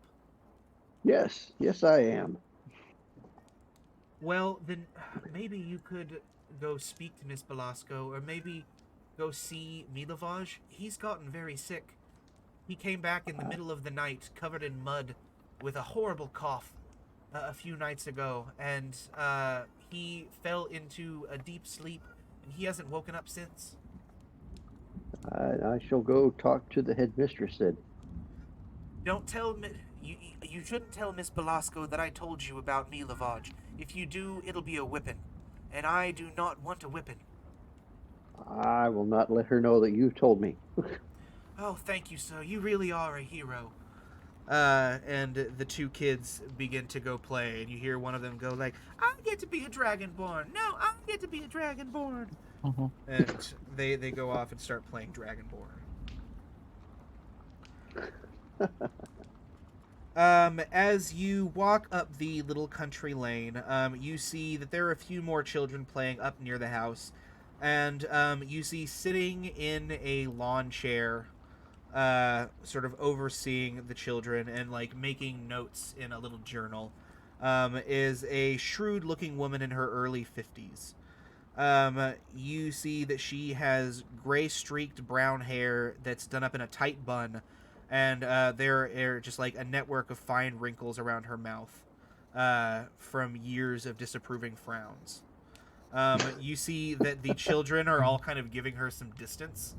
They don't appear to be bothering her as she seems to be working. But as you approach, you see she looks up from her book, and she goes, "Hold up there! Now you stop. You do not have permission, and you do not have an appointment to be at the orphanage today. Who are you?" I tell her I am Tavis, and I'm here trying to find out what happened to Milavage. Milavage he hasn't been here in weeks.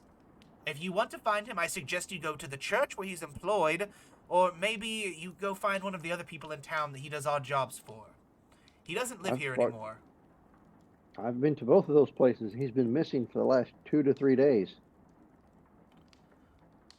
Well, he doesn't live here, so I don't know what you're coming to me for about this. I haven't seen him. I was trying to find information. Had one of our companions died rescuing our party, and we're trying to get him buried. And he's the only one who knows the rituals to keep the ground sanctified at the church.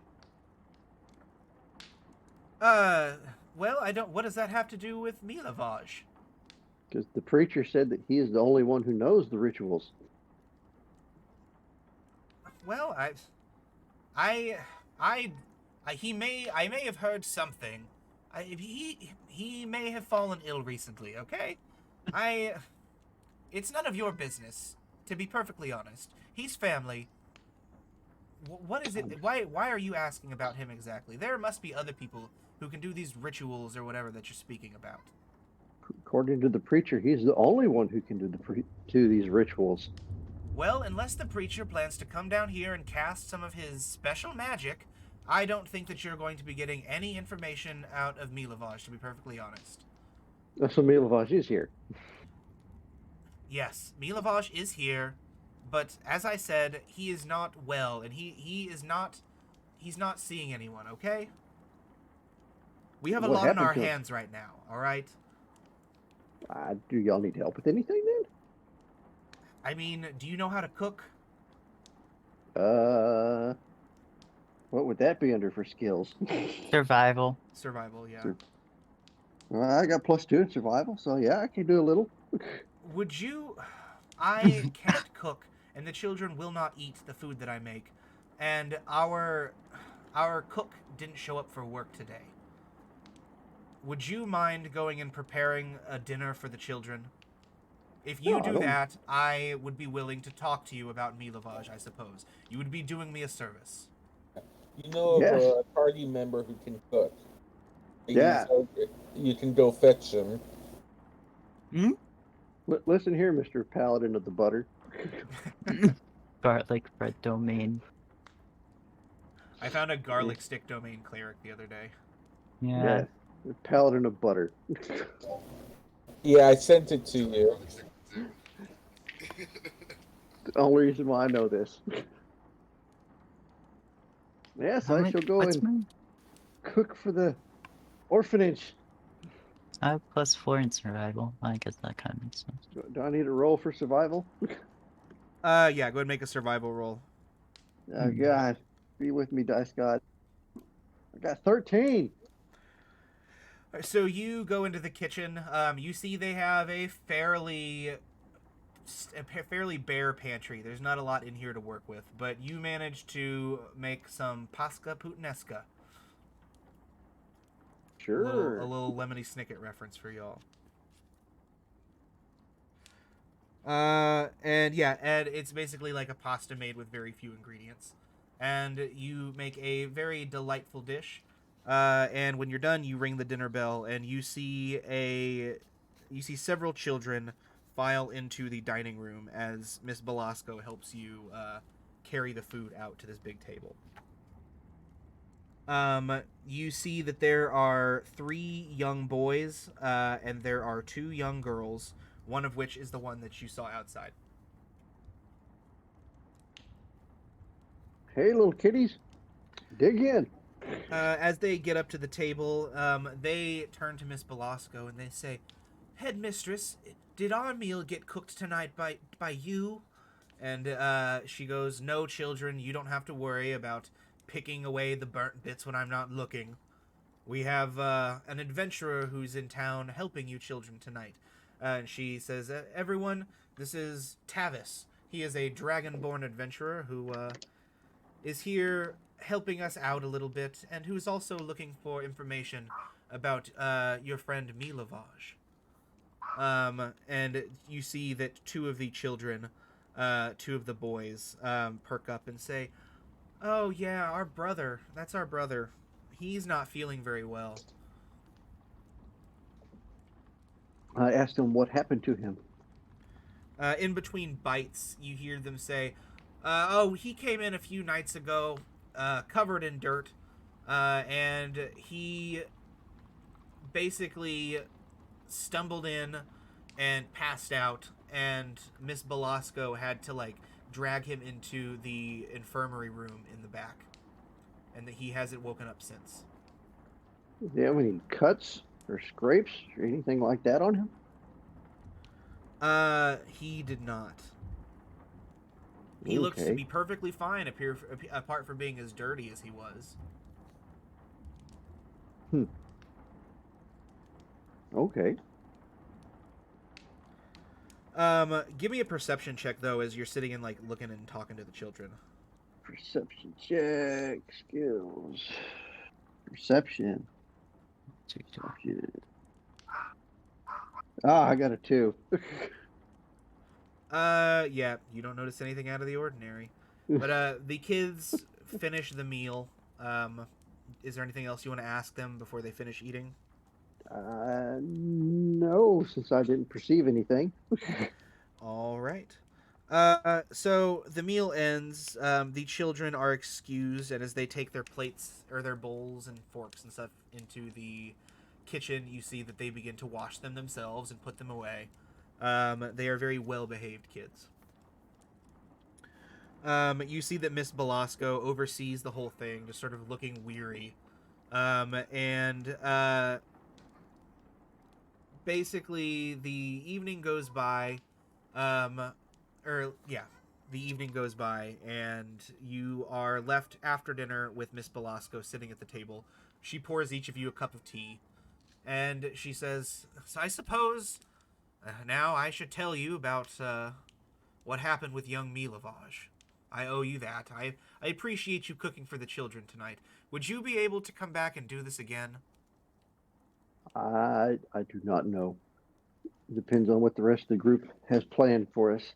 Well, when you go back to town then, could you ask around the square about our cook? I can do that. Thank you. Her name is Susan Pennyweather. And she didn't show up for work today. I don't know what's going on. Last week it was the groundskeeper, and then the cook and Milavage. There seems to be some sort of strange illness going around. And I am really just at my wit's end trying to stay on top of it. I feel like I'm cleaning more than I've ever cleaned before. I've kept the children separated. I don't know what's going on. Maybe you, with your magical otherworldly abilities from outside of our lands, could be of some assistance. I will do what I can, but as for Milavage, what's happened with him? He showed up a few nights ago, looking ill, dirty, and unwilling to speak to me. He came in and basically rushed into one of the sitting areas, sat down, barked at me to bring him some coffee, and then whenever I came back, he was just slumped over in the chair. Has he moved since then? No, not on his own. We moved him. Can I see the body? Or the He's child? still alive. I can take you into the infirmary. She takes you. She gets up and sort of takes you back into the orphanage.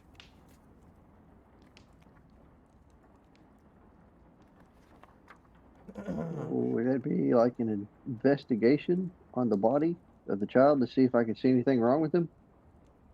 Just a second. So she leads you into the back of the mansion that this orphanage is in, and she opens a door that is locked.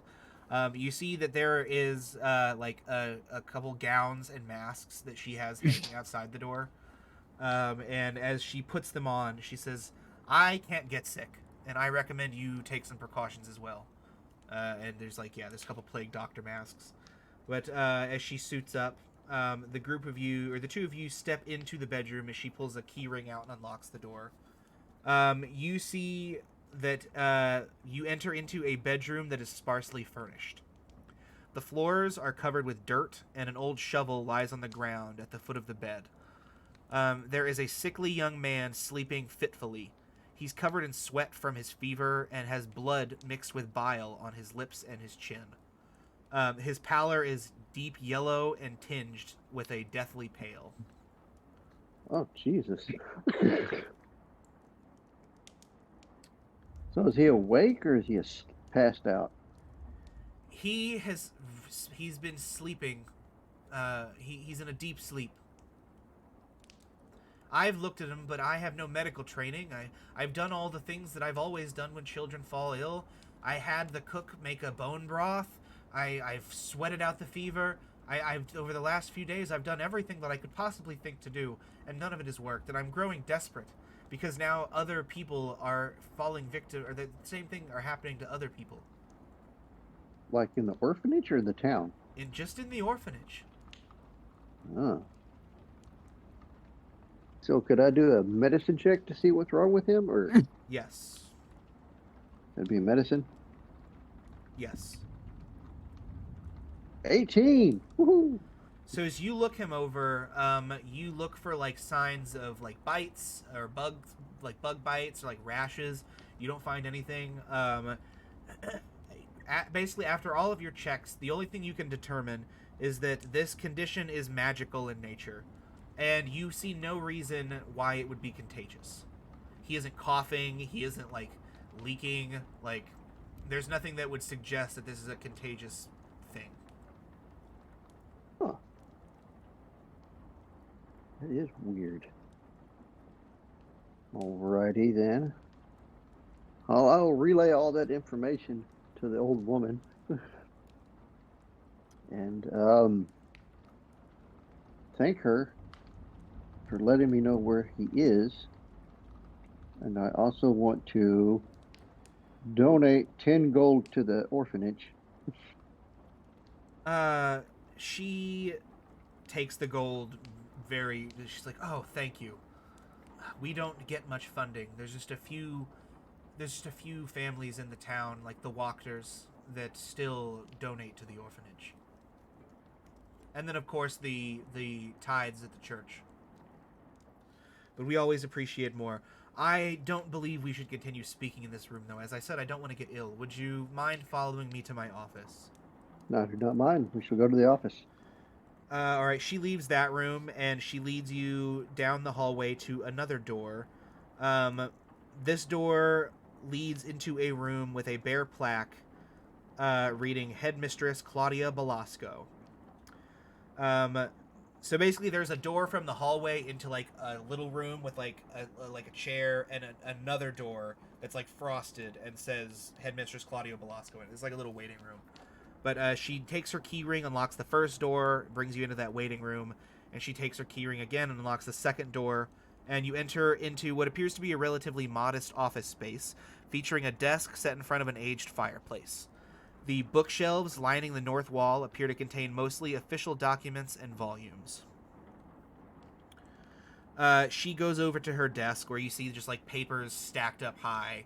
There's like piles of coins of various types, books and records, and like she's got like some knitting that she's doing. There's like half finished cups of tea. It looks like the office of someone who is like swamped. Now I asked her about the groundskeeper and the previous cook disappearing, and what's up with that. And she mentioned them. It's been the strangest thing. Just like with me, Lavage, there was no warning. One day they were just ill, just violently ill, and then by the end of the day, they were like saying they needed to rest. And I haven't been able to go to the cook's house in the town, so I don't know if that's where she might be. And it's the same. The groundskeeper, though, he has a hut here, or he has a small house here on the grounds. And I've gone and knocked, but the door is locked, and he doesn't appear to be answering. So I don't know if they've abandoned the town and their posts, or the whole thing is very confusing, and the children can obviously sense my anxiety and my frustration. I can tell every day that they're picking up on the energy, but it's like I don't know what to do, and I don't know who to turn to. You're the first person who's asked. And no one else knows about this except you and me, then? I mean, I've sent a letter to Father Lucian, but he hasn't returned it. I guess I'll have to go talk to Father Lucian then. In that case, I shall take my leave and I shall head back to the church to go talk to Father Lucian. All right. About me lavage. Cool. So most of your day has been at the orphanage. So like, picture all of this happening throughout the course of the entire day, and then now this is like the end of the day, and you're heading there. So cool. That'll be happening with you, and now we will hop over to the town square.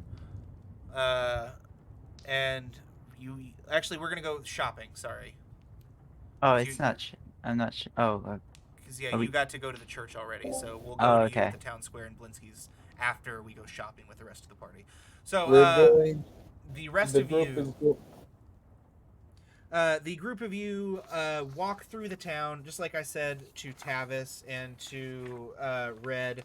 You see that there are people in these yellow sashes that are sort of like looking very bored about it. Putting up decorations for this festival that is upcoming.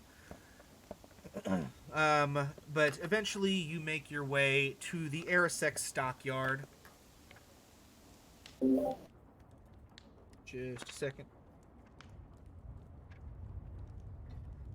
You see that there is a large 15-foot gate that has been like painted a sort of like a tactical green color.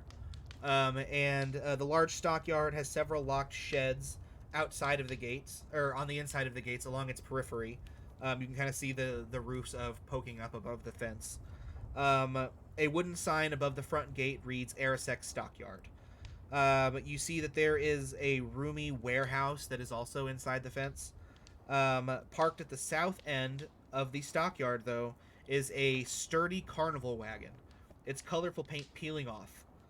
You see faded lettering on its sides spells out the words Rictavio's Carnival of Wonders. But you can see that through the gate. But the gate is shut, so you'll have to get in. There is a huge chain, as well as just like this absurdly large lock that's like locked over the handles of the gate. But there is a sign that says knock, and you see that there's like one of those little like slits that you can like peek out of from the inside, so you'd guess that maybe that's how you get in. So the three of you are standing outside the gate. What would you like to do? That explains why he's not doing his carnival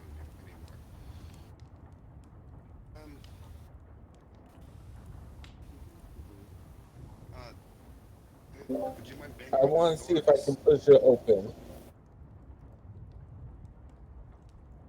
It is locked. Like I said, there's a chain locking it, so you're not going to be able to push it open. Okay, I would like to yell out, "Hello, anyone in there? Customers!" Yeah, as you give a call out, you see very quickly, there's like, you hear like the sound of like feet going upstairs, and there's like a shik, and like a little pair of eyes peek out at you from behind this little slit.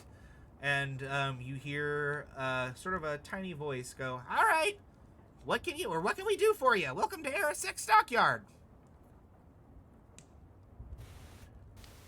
Are you here to buy or to sell?" To buy and to trade in. And are you servants of the Dark Lord? We are adventurers who came to this land through the Vistani. They brought another group in. All right, it's been a while. All right, come in. And you see like a little stick with like a hook on the end of it poke out of the slit, and it's got like a big key on it. And they like lower the key down to you. This is an insane operation. I grab the key and I'll unlock the door. Yes. And you open the gate, and you kind of like click the lock back on, like in the gap, as after you guys all go in. But you step into the stockyard, and you see that you are looking at a halfling. He's probably in his like late 30s, early 40s. He's wearing just like plain clothes, like commoner's clothes. And he is standing on a step stool that sort of goes up to the slit in the gate. But he walks down the step stool. He walks up to you. And let's see. He says, "Good to meet ya. My name is Gunther Arasek. And this is my stockyard. I sell all sorts of general goods. Basically anything that I can get my hands on when people make their way through here. Is there anything in particular that I can help you find today?" Go ahead, you two. I'll be looking around. I'd actually ask that you stay with us. There are people who keep their things here in these various sheds, and they pay me a pretty penny to not let people just wander around. Oh, you do storage as well, then? Yes, we do. We store things for people as well. That's where a lot of our stock comes from. People who don't pay their storage fees, and then also we do a fair amount of salvage from the lake. I see. In that case, I'll stick around. I just don't want to. But you two go ahead. I can wait. So you said that you all were buying. Are you buying like general goods? Are you in here trying to get some spicy stuff? Do y'all have axes? Looking for maybe a better axe than this one? I've got several wood-cutting axes, and I've reclaimed a few mundane axes from the lake. They're not in the best shape, but I mean, they'll function. It's not quite what I was thinking. Why don't you just give us a tour, and I'll see if anything catches my eye. Sure. Okay, I'm just going to be blunt. Do you have any magical items here? Why didn't you just say so? Of course we have magical items here. I said we did lake salvage. What else would we be salvaging from the lake? Fish? I laugh. We have a very unique thing that we like to do here at the stockyard that we've called it a loot box. We're trademarking the term. We're in the process going through all the legal terminology to get the term trademarked, but we think loot box is a wonderful term for it. And essentially, we have been capturing the washed-up corpses of adventurers on the lake for a while, and we tried piecemeal selling out things, but a lot of the times they're second-hand.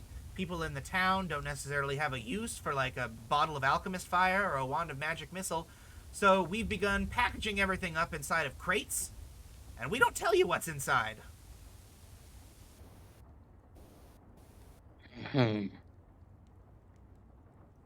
And how much is it for one of these crates?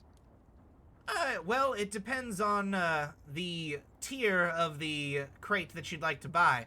Of course, we do a fair amount of judging of all the corpses that we collect, and if it looks like they're maybe a little closer to your all's level, we don't charge as much for their things, but if we collect something particularly spicy, we may throw it in a premium loot box. I think we're going to make a lot of money on this loot box thing, to be perfectly honest. No, yeah, it sounds like a sound business plan, actually. Now, when you say spicy, I have to question. That does not mean flavor-wise. So, what are we talking here? Well, that's the thing. I don't even know what's inside the crates.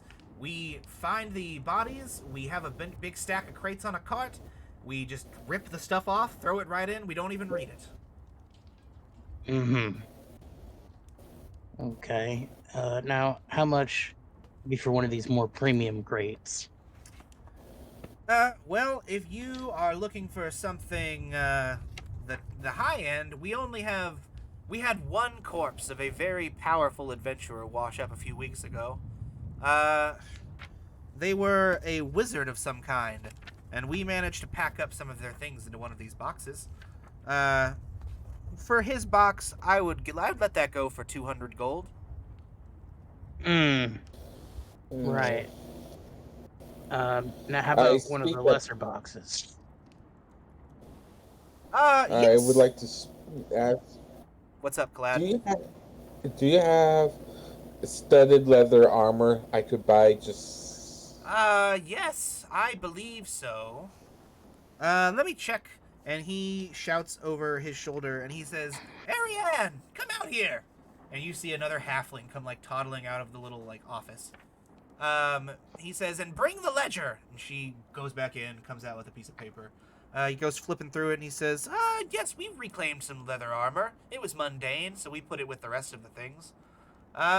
Sure, we can sell it to you. You can buy anything from the player's handbook equipment section at this place with a value of 150 gold pieces or less, and you only have to increase the price by 25%. I speak up. I have here some leather armor. I would say slightly used. I would like to trade in to knock some of the cost off for the other leather armor. We are always willing to do trades. Let me take a look. He looks it over. Fair, I suppose. So you want to trade this leather armor in towards your studded leather? Yes, well, knock some of the price off. Sure. Why don't we say we'll knock the price in half on the new studded leather? Deal. How much do I owe you? Let me get out this player's handbook. Hold up.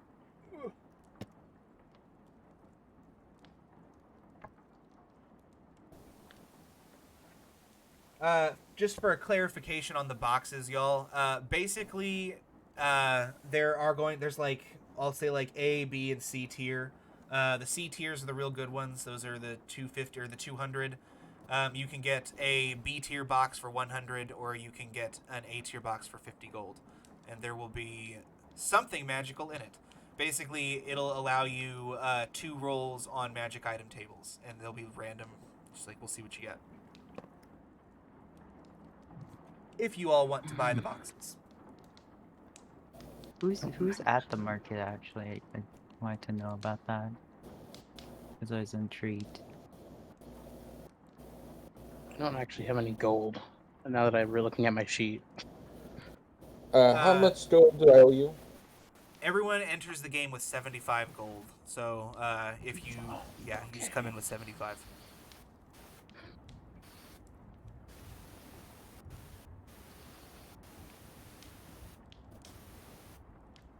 I think I'll try one of the lower tier boxes then. I said, how much gold do you have? Because I'm willing to go in with you for higher tier bots. I've got 75 on me right now. Red currently at the market is Kellen, Thrax, and Velas. I'm trying to figure out who's going where. Alright, for your studded leather armor, it costs 45 gold normally, so we're going to increase the price by 25%, which we'll just say is 10, so 55, and then we'll cut it in half. So we'll say 28 gold for your studded leather armor clad. Okay. And that's, the AC on that is 12 plus your dex mod. So I wanna ask this halfling here a question of, so now I was looking for a wizard, and did this corpse wash up from the north by any chance? They all come in from the river and the mountains. There are these mountain streams. It comes in from the west. Oh, okay, so that may not be the same wizard I'm thinking about. Now, have you heard this rumor about wizards living on the other side of the lake? This is the one I'm looking for. Sorry, can you repeat that? Oh, sorry, he's asking, now have you heard this rumor about a wizard living on the other side of the lake? Looking for that particular wizard. Oh, yeah, we have been steering clear of the north side of the lake for a while. That crazy mage who tried to fight the vampire last year, he got his head smashed and has been just like wandering around like pooping in the woods. but I really don't want to get close to find out if he still knows any spells. Okay, that's fair. I was just maybe thinking he would know how to get out of here. This place in general. So I was looking for him. Now, I was just making sure that this box that you got from a wizard wasn't that wizard. No, it was the corpse of some very long dead wizard. Okay, fair enough. Now, you were saying you wanted to maybe go in on another one of the higher tier boxes. I only got 75 gold on me now, so I was just thinking about getting a smaller, little lower tier box. I say I have 115 gold on me. Well, that wouldn't get us the wizard box, which is what I was more curious about. But we could maybe do one of the mid-tier boxes and see what's in that. How much for a mid-tier box, I say? 100 gold pieces. Okay, would you split in half with me? Yeah, I could put in 50 gold if that's all right with you. All right. I set down 50 gold. I'll do the same. All right. He yells to his wife, "All right, bring up one of the B tiers." And you see, after a moment, you can't see the halfling, but you see the little bits of a dolly poking up over the top. Through the door of the shop comes the halfling, wheeling in this big crate. Just slams it on the ground and it has a big B stamped on it. And as you guys go to open the crate, Cladria, give me a D10 roll, please.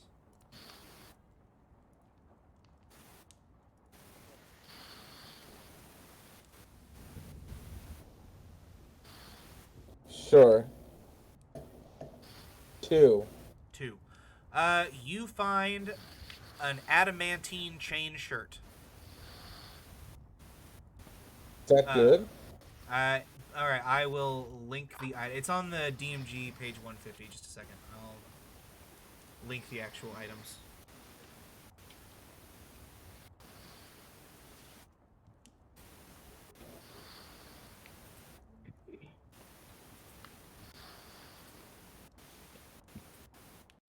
Can you explain to me how to do a roll through the D&D Beyond? I usually use Roll20, so I'm not sure how to do this. Sure. So from your character sheet, there will be a little a little bar on the bottom or the top right of your screen, I believe.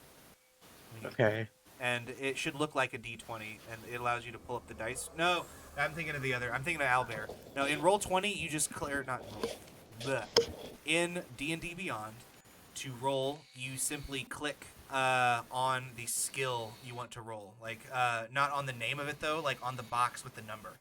So, if you want to attack, there'll be, a +4 next to your attack. That's your attack roll. You click on the number +4, and it'll roll the thing for you. Okay. I don't remember how to just roll a D10, though. I know you can in Owlbear, though. And also, if you have physical dice, you're do totally that cool. in your D&D Beyond. There's a die on the bottom corner that allows you to slip.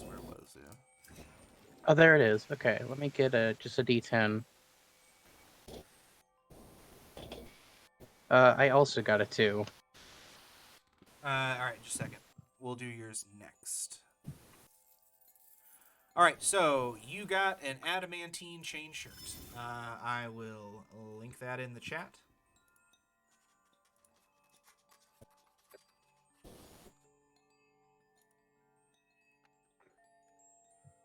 It is a suit of armor reinforced with adamantine, one of the hardest substances in existence. While you're wearing it, any critical hit against you becomes a normal hit. Made of interlocking metal rings, this chain shirt is worn between layers of clothing or leather. This armor offers modest protection to the wearer's upper body and allows the sound of the rings rubbing against one another to be muffled by outer layers. So it's just a chain shirt, but it negates critical hits against you. That's pretty nifty. All right. And you said you got a 2? Yes. The next item you pull out of the box is a Javelin of Lightning. Ooh.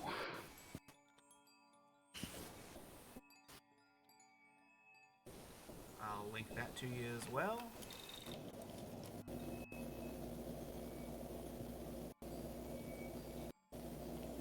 This javelin is a magic weapon. When you hurl it and speak its command word, it transforms into a bolt of lightning, forming a 5 feet wide arc that extends out from you to a target within 120 feet.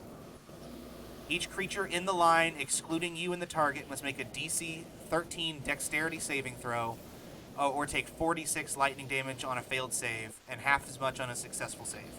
The lightning bolt turns back into a javelin when it reaches the target.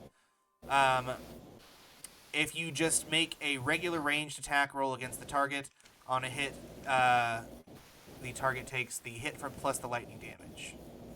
Just a second. You can only use the javelin's properties once a day, though. Okay. Let me add that to my...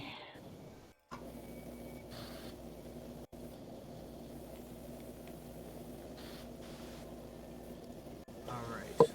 And you should just be able to add the item to your character sheet in D&D Beyond from inventory management. You guys will obviously decide who gets what here. You can go ahead and roll one more time. The two of you can decide who rolls this last one. Alright. Do you want to go ahead? Sure, I'll do it again.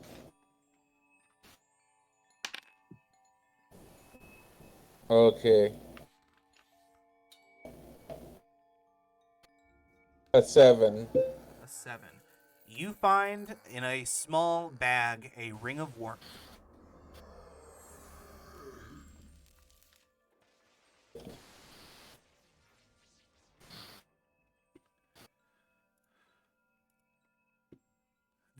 While wearing this ring, you have resistance to cold damage. In addition, you and everything you wear and carry are unharmed by temperatures as low as negative 50 degrees.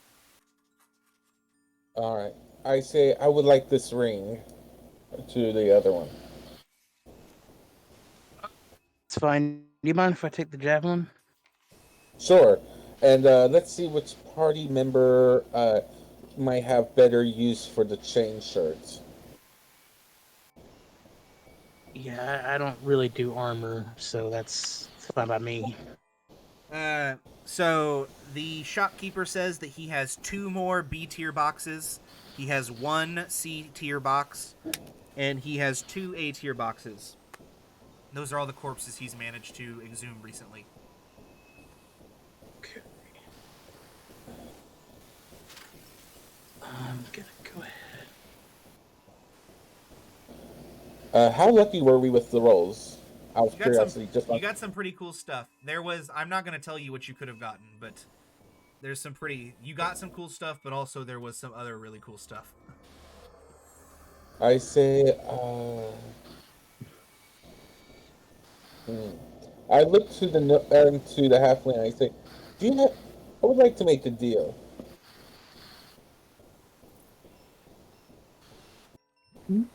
Oh, sorry. I was waiting for a halfling in the party to talk. You're talking to the halfling who runs the place. A deal. I suppose it depends on the deal. What kind of deal would you like to make? Do you have any word for a band of adventurers? I mean, we don't really, we could always use help exhuming more corpses, but we kind of have that on our own. We don't really need any help.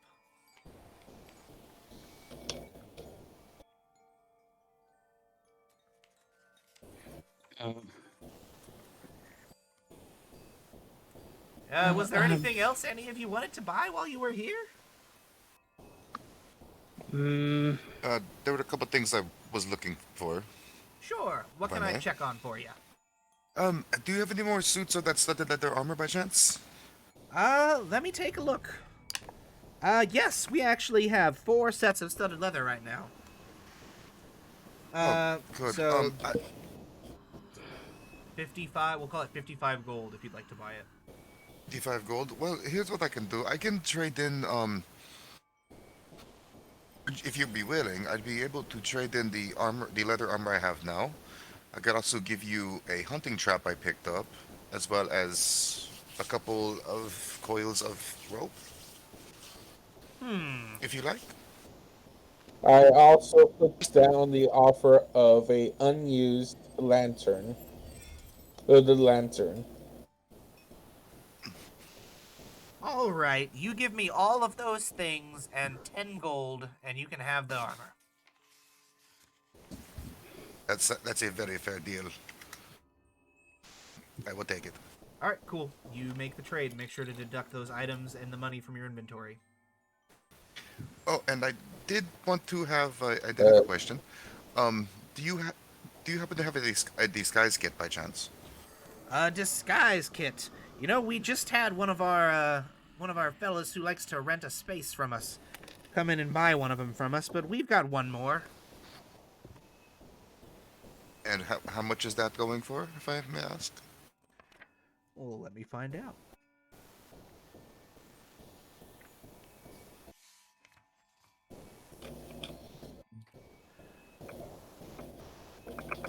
It's 30 gold. 30 gold. Okay. Yeah. I have some pythons I could spare. Some climbing spikes. I can give you 25 gold. I can give you 25 gold and say 5 of those for the disguise kit.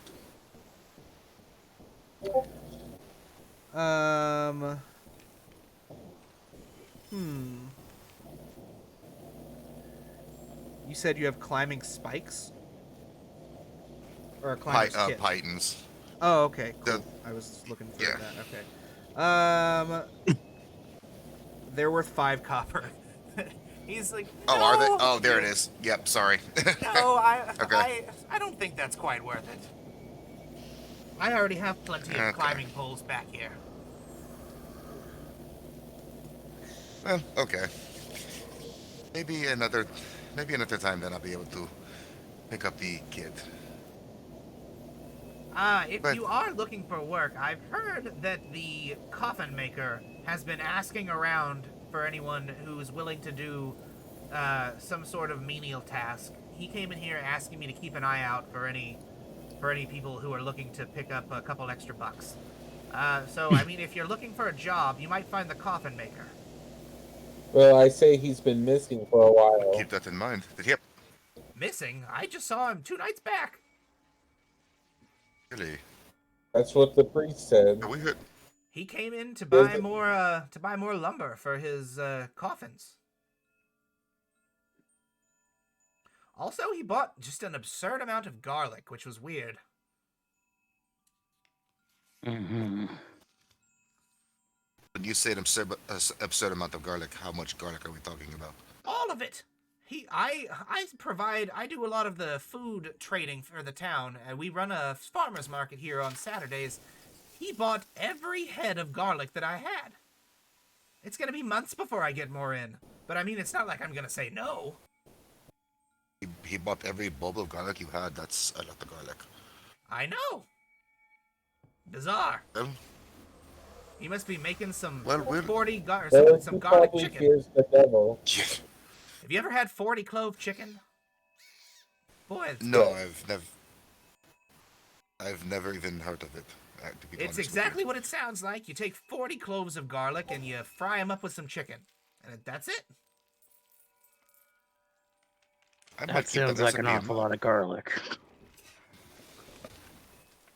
Uh, No, I mean every head of garlic, sure, but 40 cloves of garlic and chicken, it doesn't. You sure that's actually healthy? It's delicious. All right, fair enough. Well, that does sound odd though. We were like my companion here said, we were told he was missing. So we'll keep an eye out for him though. Let's see what's going on. Very good. Was there anything else any of you needed? No, Nothing I he can said. think of. Well, I appreciate your business. I have a lot of things to put away here and money to sort. Would you mind seeing yourselves out? Yeah, no problem. We can do that. All right. Come back to Airsex soon. Maybe I'll have more corpses I've pulled out of the I lake. nod. And the group of you walk out of the little office, and you're back inside the stockyard. Okay. Yeah. Do you think we should go look at the coffin maker's place and look for him, possibly? Sure. Yeah, the good idea. As you all are heading back towards the gate, the sort of like dull pitter-patter of the rain is suddenly interrupted. Just a second, and I'll tell you what interrupts it. From over in the area of the yard where you saw that carnival wagon, you hear the cracking of wood, the scraping of metal, and then the snarl of something loud and inhuman. The whole wagon like lurches up onto two wheels and then like settles, like smashes back down onto all four and like rocks. But that's not good. What tarnation? No idea. As you guys look back towards the office building, you can see through the sort of like foggy windows that the people inside didn't seem to have noticed. They're like talking like over the desk and like sorting gold. You reckon we go take a look at that? Yes. At the wagon, or do you want to get the attention of the people first? Yeah.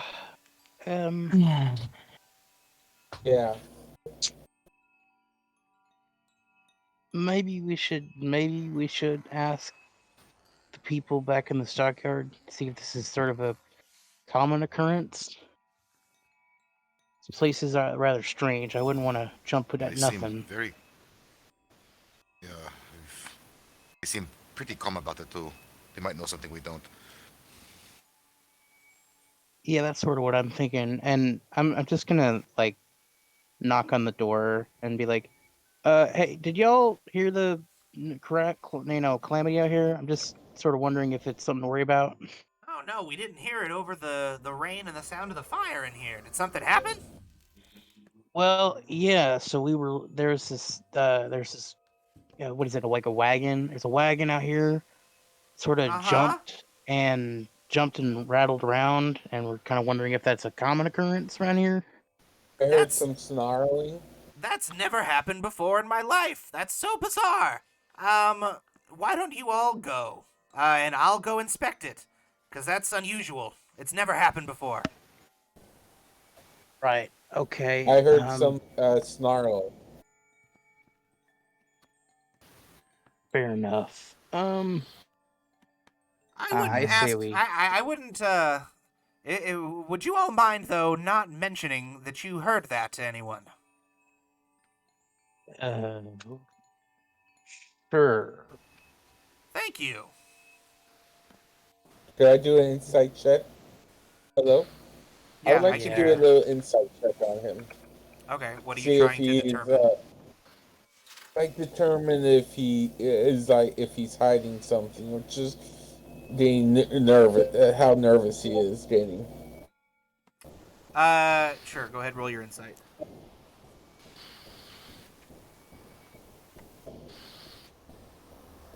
Four. He seems like maybe he's a little nervous, but you did just say that there was like a big scary sound outside, so like it could be that. Can I make a perception check on the wagon, see if I can spot anything additionally to that? Go ahead and I got a 9. You can see from where you guys are standing that there is splatters of dry blood that are along the outside and bottom of the wagon. Oh, okay. Would it be metagaming to say now that I think he's hiding something with the dried blood? No, if you guys want to go, I mean, it's up to you to decide what you guys want to do here. He's definitely given you reason to be suspicious. Yeah, we're investigating. Yeah, let's The investigate. dried blood would be enough to do. Let's go. Yeah. The dried blood would Mason. warrant a little extra investigation. As you guys all start to like walk towards the thing, are you gonna like tell the shopkeeper what you're doing, or are you guys just like leaving and then going No, over there? I think I'm just gonna. He'll be like, "All right, let's go check this out, but let's just keep this quiet. I think something's going on here, and I don't think he wants us to know about it. So let's just." I stay back to try to distract the shopkeeper by asking him questions about a Amber Temple. Sure. Give me a charisma check. Or I guess you can do perception or you can do deception or persuasion in this case. I'll let you pick. Oh wait, persuasion would be best since. Okay, cool. So you do that, and the other. I got 12. Okay. He seems to be all too willing to discuss the Amber Temple. He's like, You know of the Amber Temple? I have a theory that that's where a lot of my gear that's been washing down comes from. Adventurers who have gone searching for it. And he's willing to talk about his theories and things about it. I say, go on, I would like to hear about your theories. Yeah, basically, his theory is that there is some strange temple somewhere in the mountains, and adventurers keep going to look for it, and they die in the mountains, and their bodies end up washing up back in the lake, is basically his theory. But while you're discussing that, the group is going to go over and look at the cart. As you get closer and inspect the cart, you see that the sides of the wagon are indeed splattered with dried blood. You also see an inscription on the wagon's doorframe that reads, "I bring you from shadow into light." There is a double door on the back of the wagon that has big, thick chains lashed over it, and you see 2 little barred windows in the doors. Can I peek into the windows? As you peek inside, the cart looks to be empty. And then suddenly, with like a start and like a loud roar from like just underneath the door, a huge saber-toothed tiger like pounces up and like smashes up against the door and like reaches its claws out and like a cat does whenever it's like reaching up from underneath something, starts like trying to bat at you. Okay, and I'm backing off the door. You see that the saber-toothed tiger is wearing plate armor. It's wearing plate armor? Yes. Yeah, I'm backing away from the door and letting, Could I maybe try animal handling to calm it down? Yes, you could try animal handling. Go ahead. 19. You go up and you kind of like try to calm the thing down. It seems to be very, very like aggravated though, and your words don't seem to affect it. You do though. It doesn't attack you outright though. It doesn't like lurch at the door again. And from where you're standing, you can see that inside the wagon are several like mannequins. You see that there are several mannequins that are dressed in very convincing Vistani garb. They have like black wigs and like dangling jewelry and like the colorful sash clothing and everything. And you see that several of them have been torn apart. Okay, and Yes, man. do you reckon that this is Do you reckon this wagon belongs to that elf fella who doesn't seem to like Vistani very much? It says Rictavio's Carnival of Wonders on the Rictavio.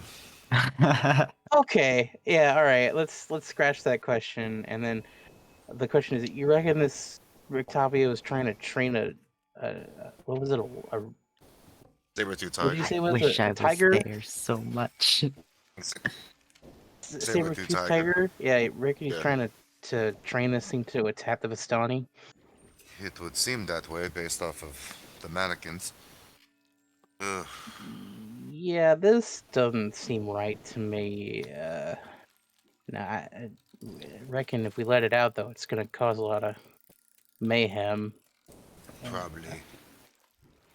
I wonder if the halflings know that this is a problem, that he's doing this. Well, he did seem sort of reluctant to, you know. I'm guessing by the amount of blood here and the fact that this thing has ripped up some mannequins that this happens more often than just now. So I'm thinking he's probably. I'm guessing that this halfling probably knows that he's doing this. Probably. We should probably check with him. He might be able to get some more information about it. See what Rictavio's up to.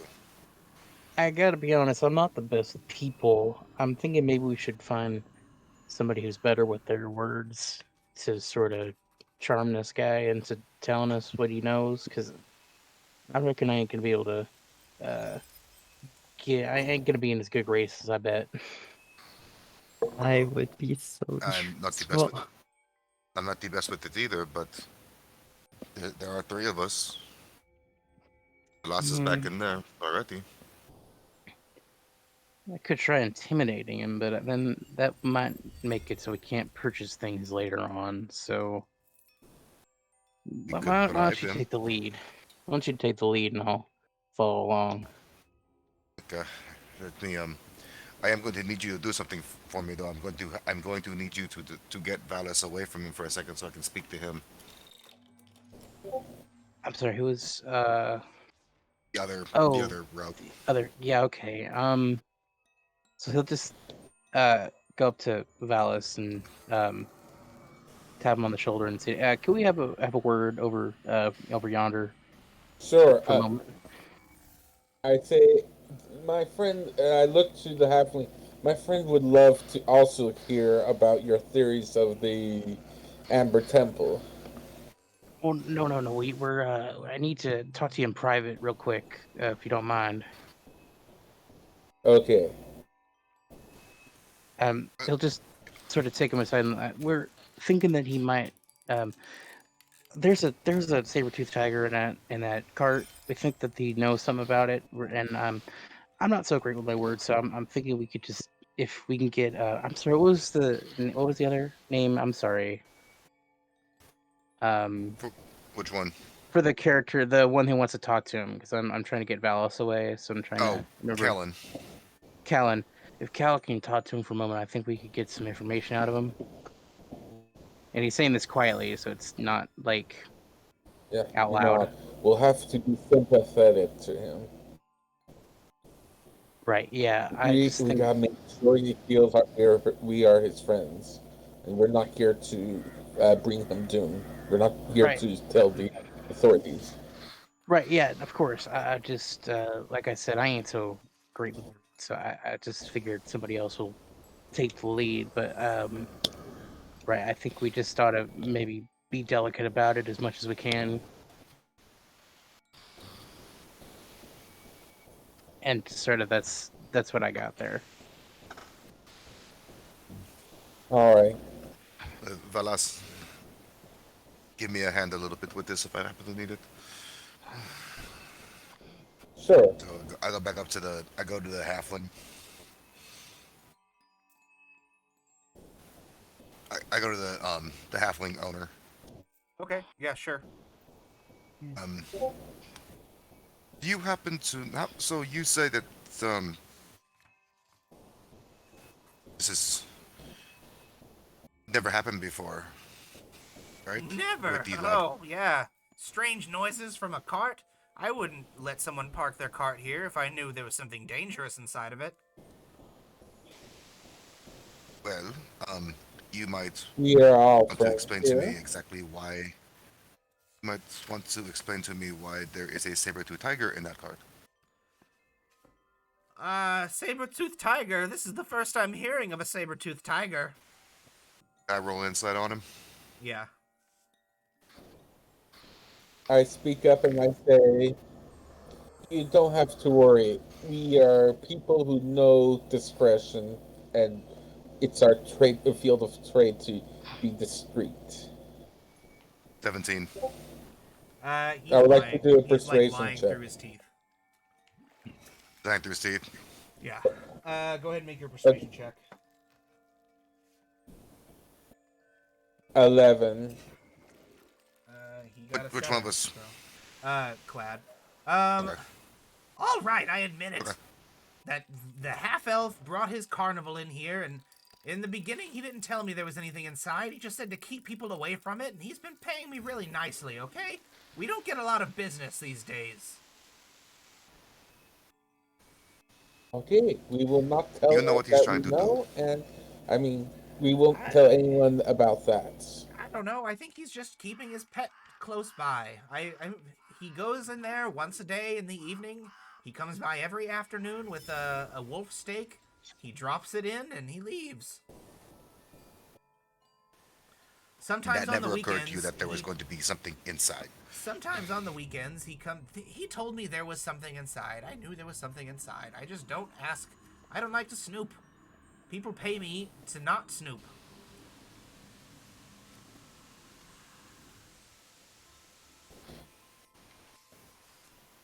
What about the weekends now? Well, I've seen him on the weekends periodically come up, and he seems to do something with it. He goes inside the wagon. He comes back out. Well, I will fill you in on something. He has been seeming to be training this tiger to attack. I don't need to know. He paid me to not know, okay? If you tell me, then suddenly I know. And if I know, then it's my problem. I put a hand on Kellen. I think it's best for now we keep this among ourselves and our party members, and keep it among those who need to know, so to say. I agree. I agree. We probably should keep it between the four of us, the halfling and the three of us in this room. I would hope that we can keep this between us. Yes. Yes. I think. As I say, I'm a man of discretion. Great. Then, if that's the case, I believe that Rictavio, he's a fairly punctual man, and he should be rolling in any time now to go feed his beast. So I recommend that you all make yourselves scarce. Yeah, that's fair. It's fair. Very well. All right, are you guys gonna leave? Yeah. Yeah, I think we should try to meet up with everybody else. Yeah. So all of you had plans to meet up back at the tavern at the end of the day. And the end of the day has come. And so the group of you all convene back at the Blue Water Inn to share the things that you've learned. To go Oh, to right, the Blinsky. You were going to Blinsky's. Yeah. Okay, we'll go ahead and cut over to Red at Blinsky's. So Red went from the church back to the town square and has gone into Blinsky's toy shop. Yeah. As you get to the square, like I said, you see that they are now in the process of constructing next to the gallows where all of those stocks are. They're constructing a huge wooden effigy made out of sticks. It looks like a big sphere so far. They haven't finished it. They've just like started it, but they've made a big sphere out of sticks. You see that there are like people who are bringing over bundles, and there are some people who are like tying the sticks to the other sticks. They seem to be all working on something. But you see Blinsky's shop in the corner of the square, and you enter. You see that the cramped shop has a dark entrance portico, above which hangs a wooden sign shaped like a rocking horse with a bee engraved on both sides. Flanking the entrance are 2 arched lead-framed windows. Through the dirty glass, you see jumbled displays of toys and hanging placards bearing the slogan, "Is no fun, is no Blinsky." You see that Blinsky is inside. He looks like he is going around, like, dusting. Hi. Oh, hello, friends! You come back to Blinsky. You change your mind about excellent toys. Hmm? I say you change mind about buying excellent toys? I've never met Blinsky. Oh. Hello, friend! I've never met you before in my life! Welcome, friends, to House of Blinsky, where happiness and smiles can be bought at bargain prices. Perhaps you know a little child in need of joy? A little toy for a girl or boy? And Blinsky's is the place to buy. Actually, I don't need... Well, I need to talk to you, but I need to talk to someone else first. I think they should be in your shop. I'm looking for the monkey. You are looking for Piccolo? Yeah. You come in to shop to talk to Pet Monkey and not to talk to Blinsky? No, I need to ask you a question afterwards, but I need to check something with your monkey really quickly. You are not going to hurt Monkey, yes? Piccolo No, is Blinsky's no. friend. No, of course not.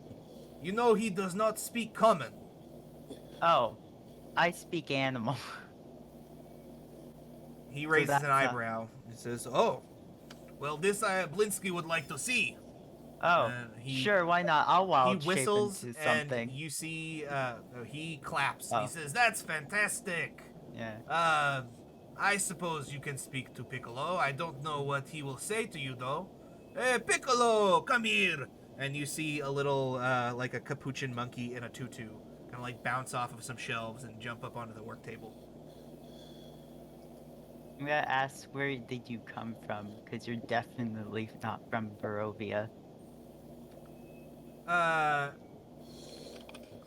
He says he comes from his master's he comes from his master.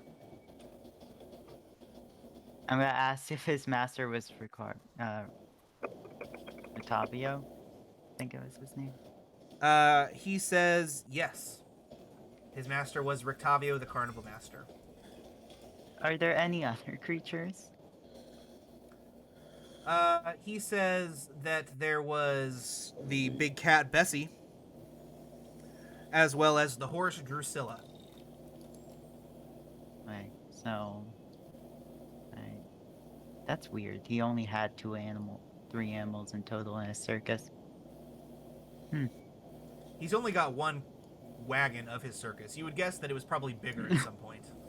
Yeah. Well, I don't know that. Because I wasn't with the others, so I don't know that he only has 1 wagon. I'm going to just, in my mind, it's thinking it's weird that he only has 1 thing. Like 3 animals. But I'm going to thank you. I'm going to thank Bessie. And then, Piccolo. Piccolo is the monkey's Piccolo. name. Yeah. Bessie is the horse, I'm sorry. Drusilla is the horse. Bessie is the saber-toothed tiger. Okay, well, I feel like I definitely need to remember the saber-toothed tiger. So I'm gonna write that one down.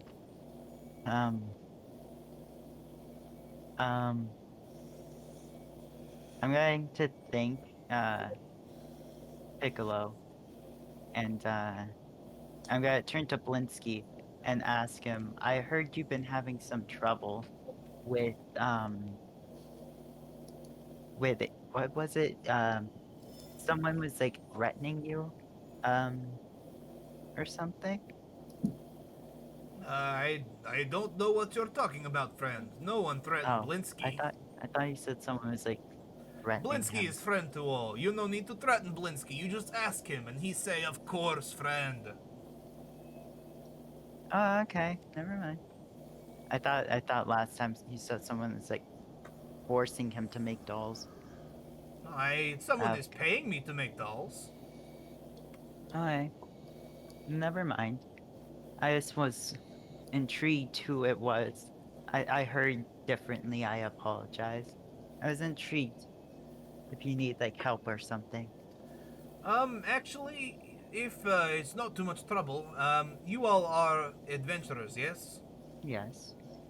I am not a man of action, as you can see. I like to make small things to make children happy. But my master, he was a wizard of toy making. He could make clockwork toys, and before he died, he make a clockwork man. I know it is big question to ask, but if you eventually find yourselves inside castle of the devil, could you possibly keep eye out for this clockwork man? And if you find him, bring him back to me. I would love to rediscover the secrets of the clockwork wonders that my master worked whenever I was a boy. Oh, sure. Thank you, friend. You make Blinsky happiest he has been in weeks. So I guess I would just go now and meet up with everyone else at the Blue Water Inn. Alright. When we get there, I want to do something real fast there. Okay. I say, Red, Mm-hmm. Travis, which of you can wear heavy armor or medium armor? Technically, for lore reasons, I could technically wear metal armor because of the... But no, I can't because I'm also a druid. The class-wise, I'm not supposed to. Lore-wise, I'm technically allowed to. But no, I can't. Yeah. Fun fact. Malachi's druids are allowed to wear metal armor. But no, I can't. I can't, is what I'm trying to say. I'm saying this out of character. We're at 7:45, so it is time to wrap up. So you guys can sort of figure out loot distribution after. But we are going to go ahead and call it here for the night. Everyone can go ahead and get 100 experience points for attending this evening. And then we'll go ahead and go down, and I know we didn't do a lot today. It's mostly like story stuff, but if everyone wants to give a like or a dislike, and if they'd like to, they can make a nomination to give someone else a point of inspiration for something cool they did, if it's like a roleplay moment or whatever. But we will start off at the top. Clad, go ahead and tell us something you liked or disliked, or I liked nomination. Red's little RP with the priest. Yeah, that was good. You guys definitely learned some important information about the orphanage and all that stuff. Yeah, Clad, you can have a point of inspiration for that RP. Not Clad, Red. RP with the orphanage. Yeah, Red and Tabas kind of, they drove most of the story tonight, so both of you guys can have a point of inspiration. Hi. I was going to say, like, the animal handling, like, trying to calm down, like, the saber-tooth tiger. I kind of like that. Uh-huh. Because, like, I don't know. I don't know. I feel like the way you reacted to it was kind of interesting to me. But, I mean, yeah, no, I'll say that. I like that. I like that you did that. Cool. So, yeah. It's my suggestion. Pazuzu? Sorry. Who actually did the calming down of the animal? Was that Vermilion? Yeah, that was me. Yes. Okay, you can have a point of inspiration for calming down the saber-tooth tiger. Alright, Pazuzu. I like Tavis's interaction at the orphanage to get the information he did and be able to get the good graces in with them to find out about the coffin maker and stuff. Yeah, that'll be helpful when you guys go back, because the lady who runs the orphanage is not chill. So you kind of have to, like, get on her good side before she'll, like, do anything with you. Oh, nice. So yeah, that was good. I already rewarded Tabas for role-playing. I'll kind of lump that under role-playing experience.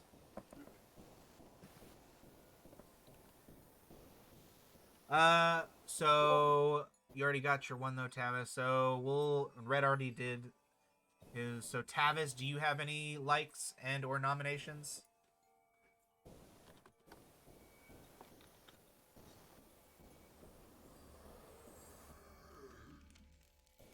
Tavis, also, you're muted. I don't know if you realize you're muted.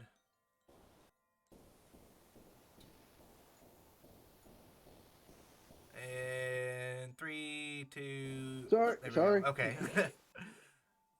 Didn't realize I muted myself. I'm going to say I like the part where they go to the storage unit place and find the saber-tooth tiger. But I admit I'm disappointed that with both rogues there, that none of them thought about extorting the guy for silence for another crate. I thought they were gonna do too. I was I thinking don't of want it. to burn I my was bridge. disappointed. We got both rogues there, and they're like, "Okay, we'll be quiet." I'm like, "No, that's not how Well, rogues work." He doesn't Silence want to burn costs one stuff. sources of where he can get goods from. You could. You don't could have bite got the like hand an that A feeds you. crate. Maybe coulda got a- they'll give us a discount later on. Maybe moving you could always forward. ask. All right, yeah, cool. So I will give all of you guys who contributed to that whole encounter over at the stockyard a point of inspiration. But yeah, you guys should definitely try to get another box from them. I know. I was In disappointed. I'm like, all right, we're going to get an A box. No, we get no box. I was like, I want to know why. All right. I didn't want to burn a bridge. That's fair. Yeah, that's what I was thinking. I was like, maybe it would be better not to mess with the only item shop in town. Yeah. Plus, I'm not a rogue. I'm a barbarian. Well, so there I'm not- is I'm not smart also like an that. alchemist shop in town. There is a seamstress in town, and there's a blacksmith. So, those are other places that exist in the town. But Vermilion, do you have any likes and/or nominations you'd like to do tonight? Yeah, I enjoyed the church roleplay as well. Cool. Yeah, Red, you already got your inspiration for the church roleplay, but Yeah. that was good. You pushed the story forward and found some information out. Did you have yeah? So was that your nomination as well? Yeah, I think so. Okay, cool. All right, then that is everybody. Thank you guys so much for joining us tonight.